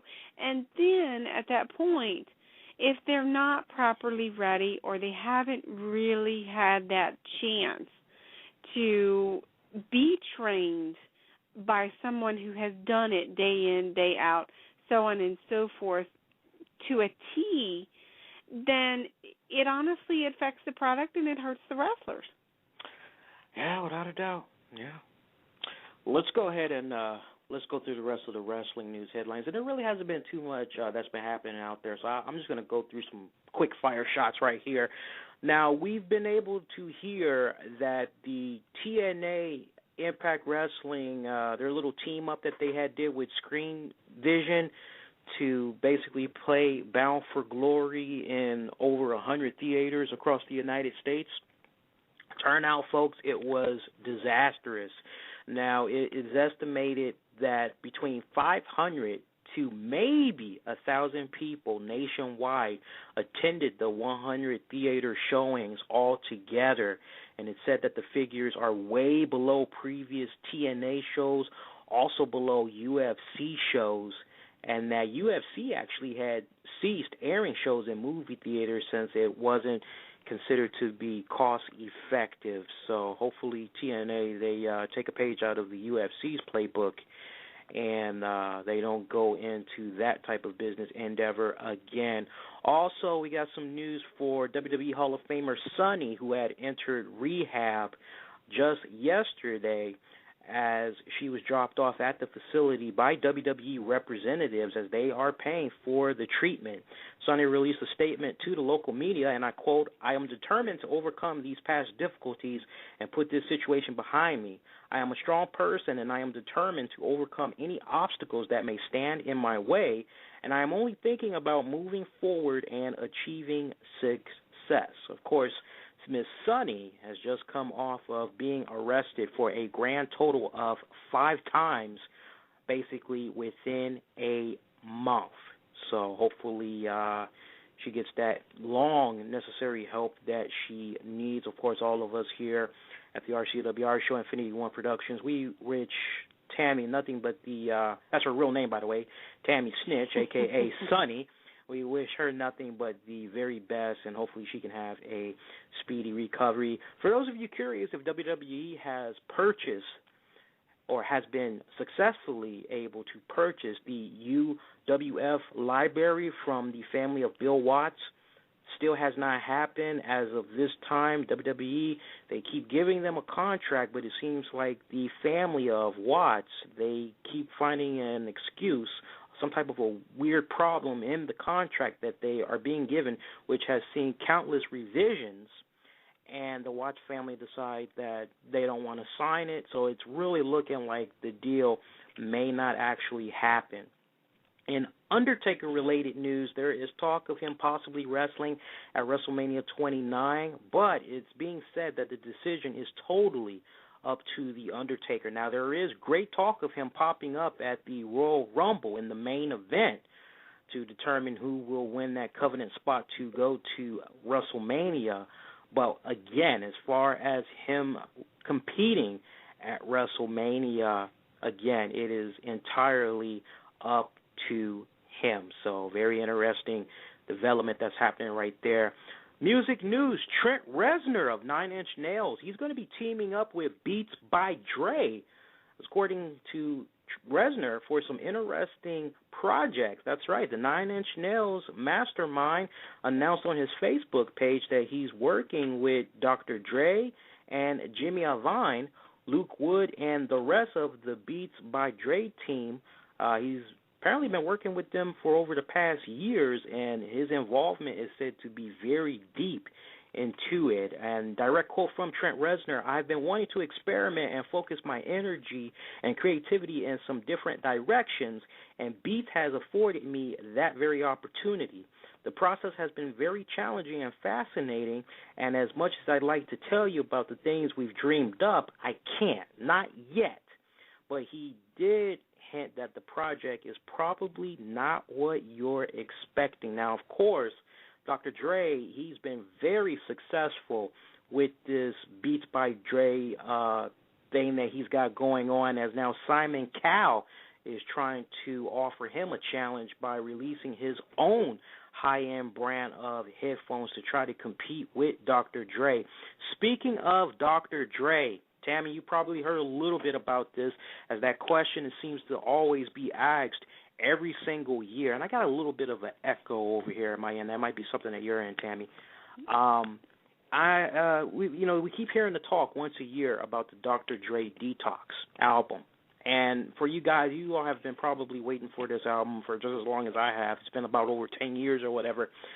Looks like this album probably may not ever happen, as it's been delayed again. Now, while in Paris promoting his new line of headphones, rapper 50 Cent has said that Dr. Dre's highly anticipated album, the On Again, Off Delay Detox album, might just end up being a EP, and that it might be a EP record of only 5 or 6 tracks, as 50 Cent pointed out how Dre has been very successful with his beats, and that he's really not too confident on a full release album. So if you guys have been patiently waiting here, I know some of you are trying to hang on because you're looking at Guns N' Roses, Chinese Democracy, and you're saying, well, if Guns N' Roses can do something, Maybe Dr. Dre can do something too. It's really just not looking like that.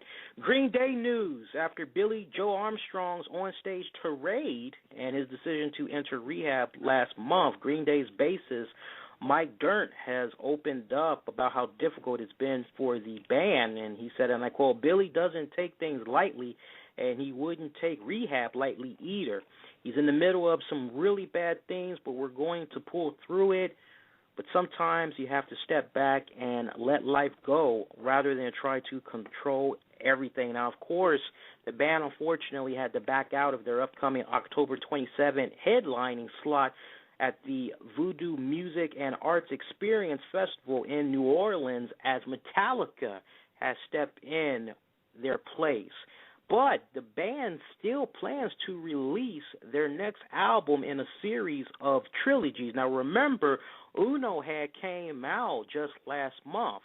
Their second of the trilogy album, Dose, is going to be coming out in November 13th. Tammy, really bad timing right now for Green Day as, they're trying to get these trio of albums out all within a span of 2-3 months, and unfortunately Billy Joe, the focal point, is just not able to really be able to be that flagship to push this. It's very unfortunate, too, because that Uno album, it did pretty good right there. I got some Rolling Stones news for you guys. It looks like their November 25th and 29th concerts at London's O2 Arena. Get this. Check this out, Tammy. Sold out in just 7 minutes. Fans apparently snapped up the arena's least expensive seats first, which priced at about $152 in just 3 minutes, while the priciest seats at around $600 were gone a few minutes later. Yeah, that's amazing. I mean, you have, still have that type of power to bring an audience together in that short of a time frame, just, no matter where you are in the world. Mm-hmm.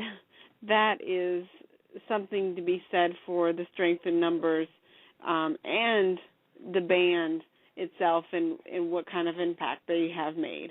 Yeah. And speaking about an impact, let's talk about that Kiss new album that had came out earlier this week, Monster. I had the opportunity to check it out. And I got to be honest with you, it's a very strong outing. It is better than the Sonic Boom album that had came out just years prior. Remember, this is Kiss's first new studio album in about 11 years, if I'm not mistaken. And I got to be honest with you guys, you will not be disappointed with this album. Now, I actually ended up checking out I believe an imported version of this album that had gave me a live bonus track. So 14 tracks total for me.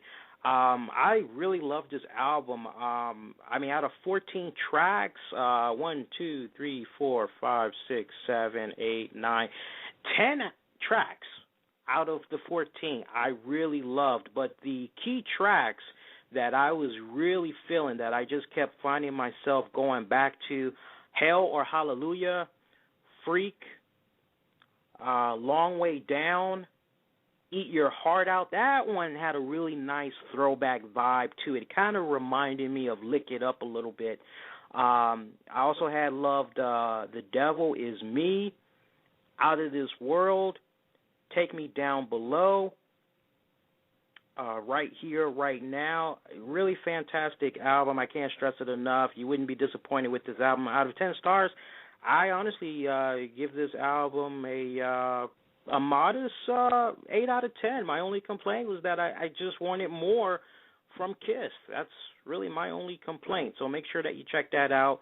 For those of you that might be curious, if you haven't gotten around to it yet, there is a Undertaker The Streak that you can view on Netflix right now. And honest review for that is nothing really too much. Just I give you a heads up about that. And I actually had watched it, and the streaming for me, the pictures were on point. It was nice. It actually, Tammy, kind of had me sit up and say just the other day, why am I buying WWE DVDs if I can just check out Netflix and all the WWE stuff is going to be there? Probably the only thing it did not have was maybe the Blu-ray exclusive. So if you're pressed for the Blu-ray exclusive content, then you're more than welcome to go buy the Blu-ray copy. But, just to be able to save that money and see everything that's on the DVD minus the Blu-ray stuff, I highly recommend that you go check it out. You won't be disappointed. Also got a review for the CM Punk Best in the World DVD. Had the opportunity to check that out finally. And I don't really have to sell the hell out of this DVD. If you're a wrestling fan, if you're a true CM Punk fan, buy the DVD. It is truly a great fucking investment. Probably one of the best documentary pieces I've seen from WWE in quite a long time. Very riveting, very well detailed, very informative. It was one of those type of stories that, I hadn't really been that invested into a WWE story, not since the story of the Von Erichs and Jake the Snake Roberts. I mean, it was a very, very intriguing story, very good journey into the life of CM Punk. Just goes to show you that I won't say it's nice to know, but you just, some of us, we have those impressions that, that wrestler, they don't know anything about tragedy, they don't know anything about struggles, and really, really experience CM Punk's struggles as he is just on the rise, trying to get into the WWE from beginning as a kid to, where he is right now. Very, very good story. Highly check it out when you get a chance. Put that thing in your collection. Tammy, we got just a few minutes left, and it looks like we might not be able to take calls, but it's okay because we've had a pretty solid show today. But, I wanted to close this on a personal note. We were really rattled by the story there of Miss Amanda Todd, who had unfortunately, tragically had lost her life. We weren't able to talk about it because we were tied up getting ready to cover the Bound for Glory pay-per-view and all. And, for those of you that might have not heard about it, she was a 15-year-old Canadian teenager who committed suicide as a result of cyberbullying through the social networking website Facebook. Now, back earlier in September, she had posted a video on YouTube, very heartbreaking, very emotional video, where she showed a series of flashcards to tell her experience about being blackmailed, bullied, physically assaulted, and basically, she just really wanted to be accepted, and some weird fucking sicko had just suggested that she show her boobs to try to make herself look a little more hip or cool or whatever, and she did show her boobs and or her breasts, undeveloped breasts at that. And I stress that because she's a minor, folks. And this person, they ended up trying to blackmail her, threatening that unless she gave this guy a show, he was going to be putting this in circulation. And, she did comply. She thought that was the end of it. About a year later, apparently this guy has always been able to keep tabs on her, threatened her. He wanted another show or whatever. She wasn't trying to have it. He threatened her, saying he was going to put that pic of her boobs in circulation. She thought he was joking. He put it in circulation. Next thing you know, the cops, they're knocking at her door.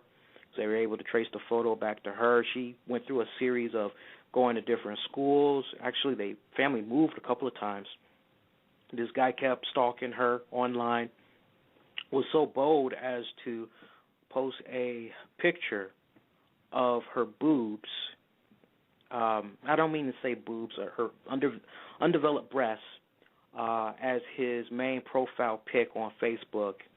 And she just went through a series of deep depression, anxiety, was taking medication, and even tried to commit suicide by drinking bleach. Luckily, her life was saved, but unfortunately,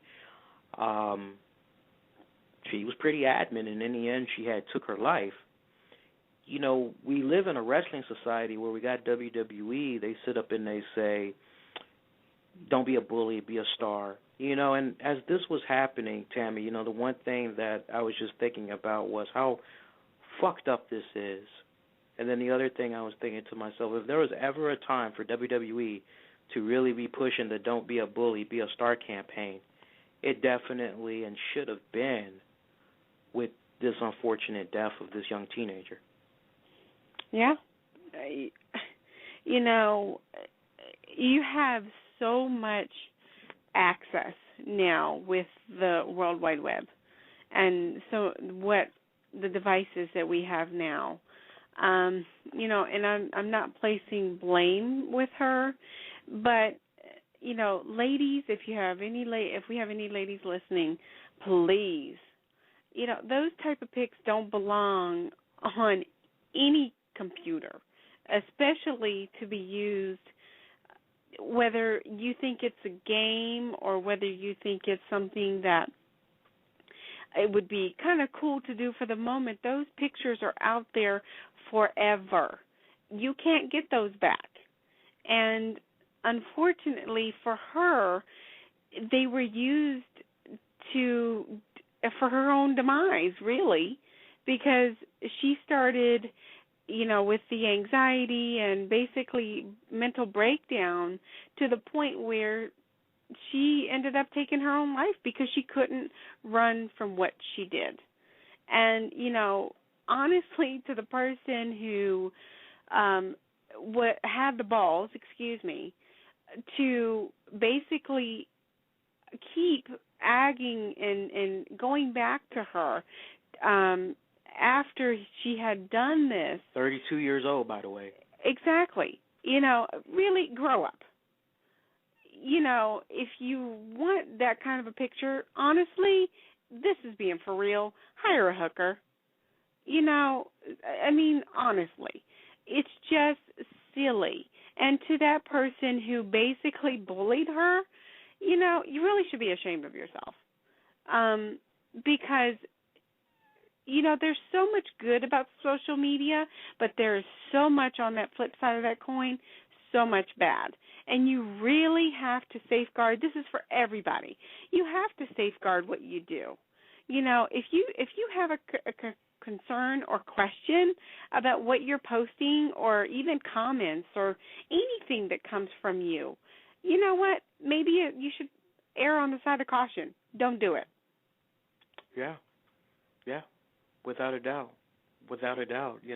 There's a lot of good things about social media. We know about it firsthand, but, it's sad to hear stories like this because it just reminds you that there is that dark and there is that ugly side of the Internet. And, I find it funny. I always say this. Anybody can be a bully. Anybody can talk a big, bold game when they're in front of a computer, when they're on a phone, but when it comes time to be face and face, they act like little kittens, Exactly. And see, the whole point is half of these people never get to see face to face. They're big, bad, bold, and they figure that that's how they're going to stay because they're hiding behind their computer.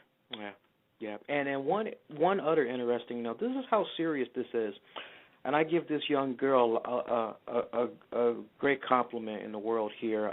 There was this one girl that had took great offense to what one person had said, as there was a Amanda Todd Facebook page where, people would just share their thoughts and condolences. And this one person, he had something very bad, and he tried to make fun of the situation. And this girl was very adamant. She went on a personal campaign determined to figure out who this guy was that said what he said. She was actually able to trace this guy who was making these comments on a computer at his job. So he really should have been focusing on his paycheck money. She was able to track it all the way to his company. She got in contact with his employer, told them of the posting, showed them what he had said about it, and they fired his ass. And kudos to her. Kudos to her, because most people would not take the time. They would just ignore it. Oh well, what a dumbass. Okay. But kudos to her, because honestly, it's bad enough that you're posting those kind of comments, but really, at work, not only are you saying this, that you're representing yourself, now you're representing the company that you work for. I feel like going into overtime just for a little bit. For those of you that are listening, if you want to try to call in, chime in your thoughts, you can do so right now while we're still on the air. Otherwise, we'll just wrap the show up for today.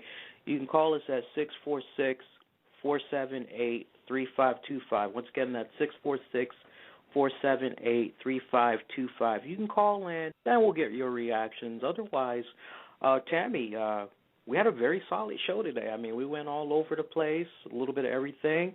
I love it when we do these weekend editions here. We got a pretty solid milestone coming up this Tuesday, October 23rd, special start time of 10 p.m. Eastern. It's our 100th episode of the RCWR Show. The lovely co-producer Tammy is going to be joining me. We're going to be joined by the famous Justin Reno.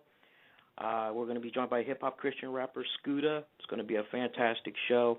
Make sure that you're able to join us as we look back on our 99 episodes, plus our new one. It's going to be a good moment. We're getting ready to go into overtime right now, so those of you listening to the live stream, you'll be able to hear the full version of this in about 15 minutes. Everybody else, we will see you this Tuesday night for the RCWR show, our 100th episode, and that's going to do it. So we are going now into overtime, and Tammy, I did see one person that tried to call into the show, but it looks like their call had got dropped off, so we weren't able to take them there. So looks like that's it. We did a good show today. Thoughts on how we did today? I think the show was good. I think we covered quite a bit. I think there were some very valid points in there. We're now in the overtime, so we can really throw some more profanity out there and just kind of really go a little, But, I'm thinking about what happened there with the Amanda Todd. I mean, do you agree with that whole, if there was ever a time WWE should have, just to try to put a little bit of legitimacy into their Don't Be a Bully, Be a Star campaign, and basically say, this is what WWE is all about. This is exactly what we represent. Do you think that it would have been right for them to try to do something, I won't say momentum because that's a very tacky word to use, but just because their core audience is those young teenagers, those young kids. Do you think it would have been right for them in some type of a capacity, if not to talk about their Don't Be a Bully, Be a Star campaign and use the Amanda Todd incident as why they are doing what they're doing, that at least they could have done a classy move and opened up that week's worth of Raw, Smackdown episodes and say, we here at the WWE, we'd like to offer our condolences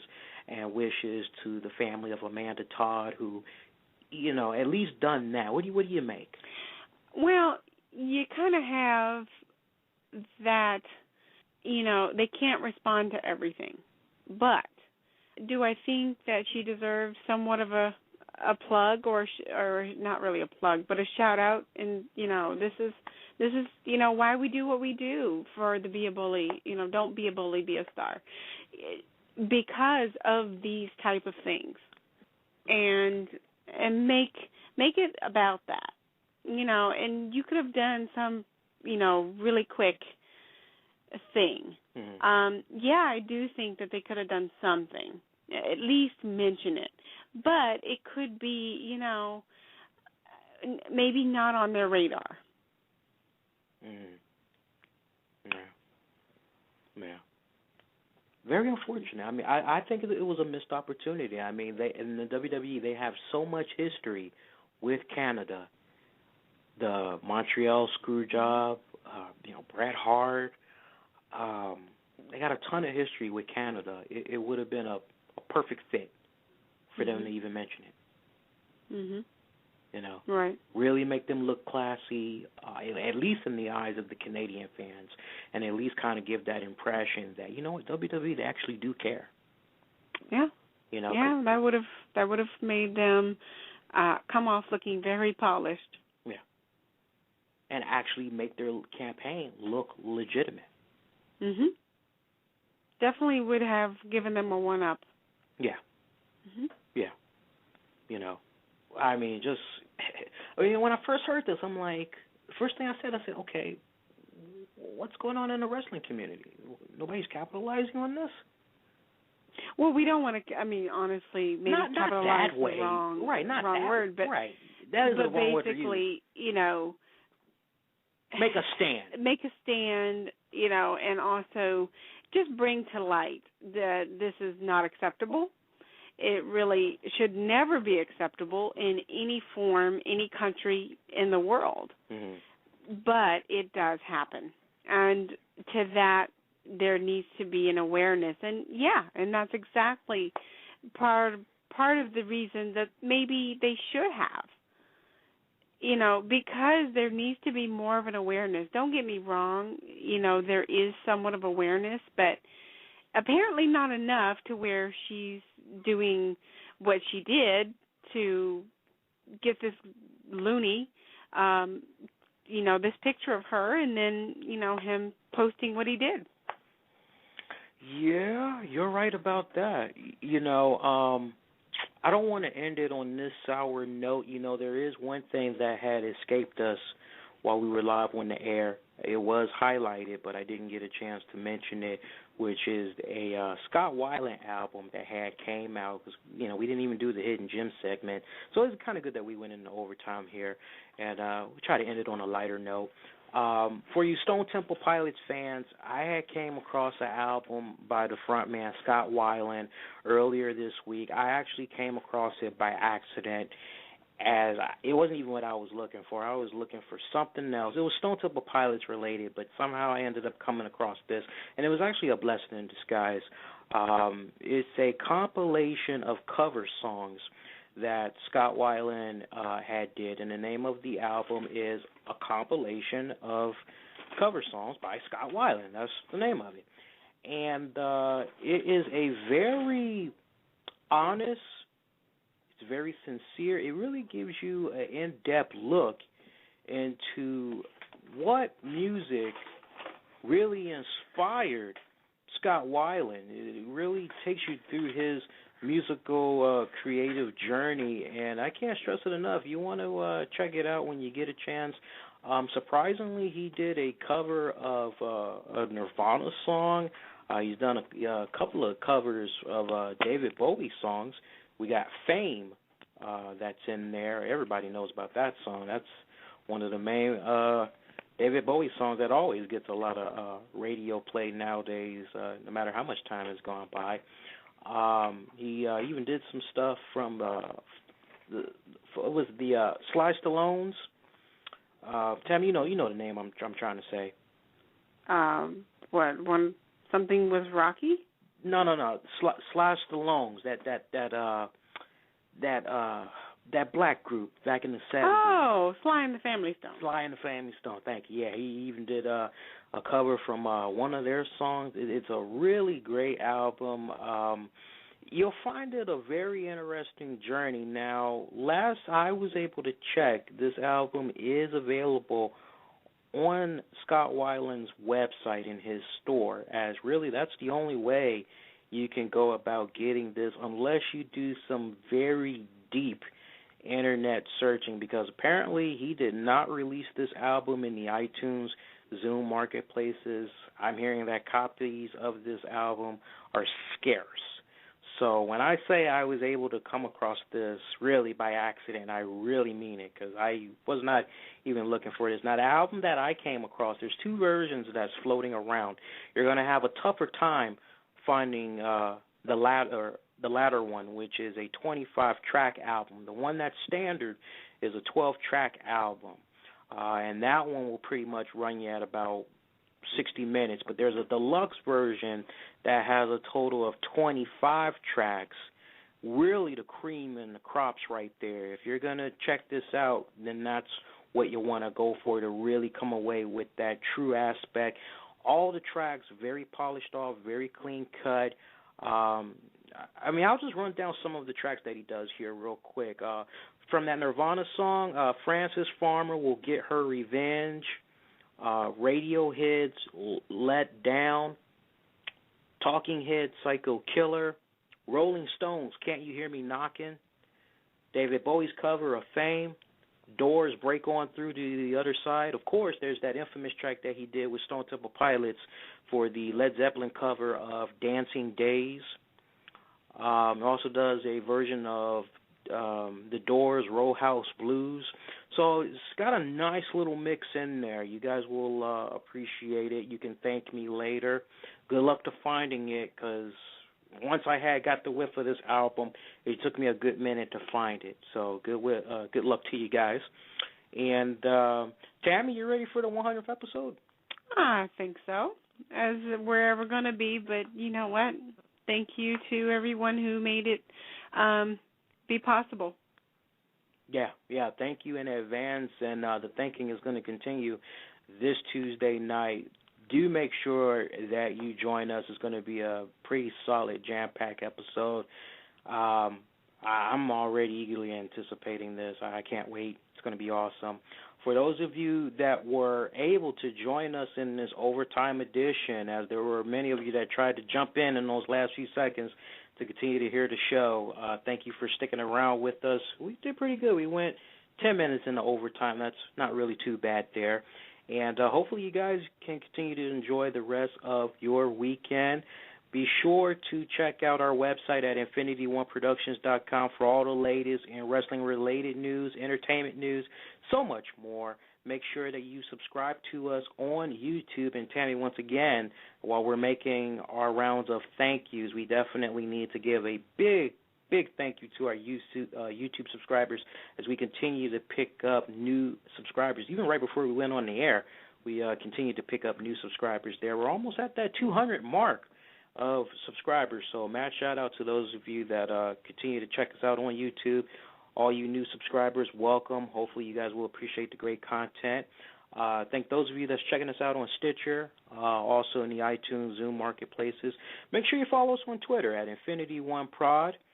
Hit us up on Facebook at Infinity One Productions. For the lovely co-producer Tammy, I'm the Black Avenger, Lee Sanders. Until we hear from you guys this Tuesday night for the 100th episode of the RCWR Show, coming at a special start time of 10 p.m. Eastern.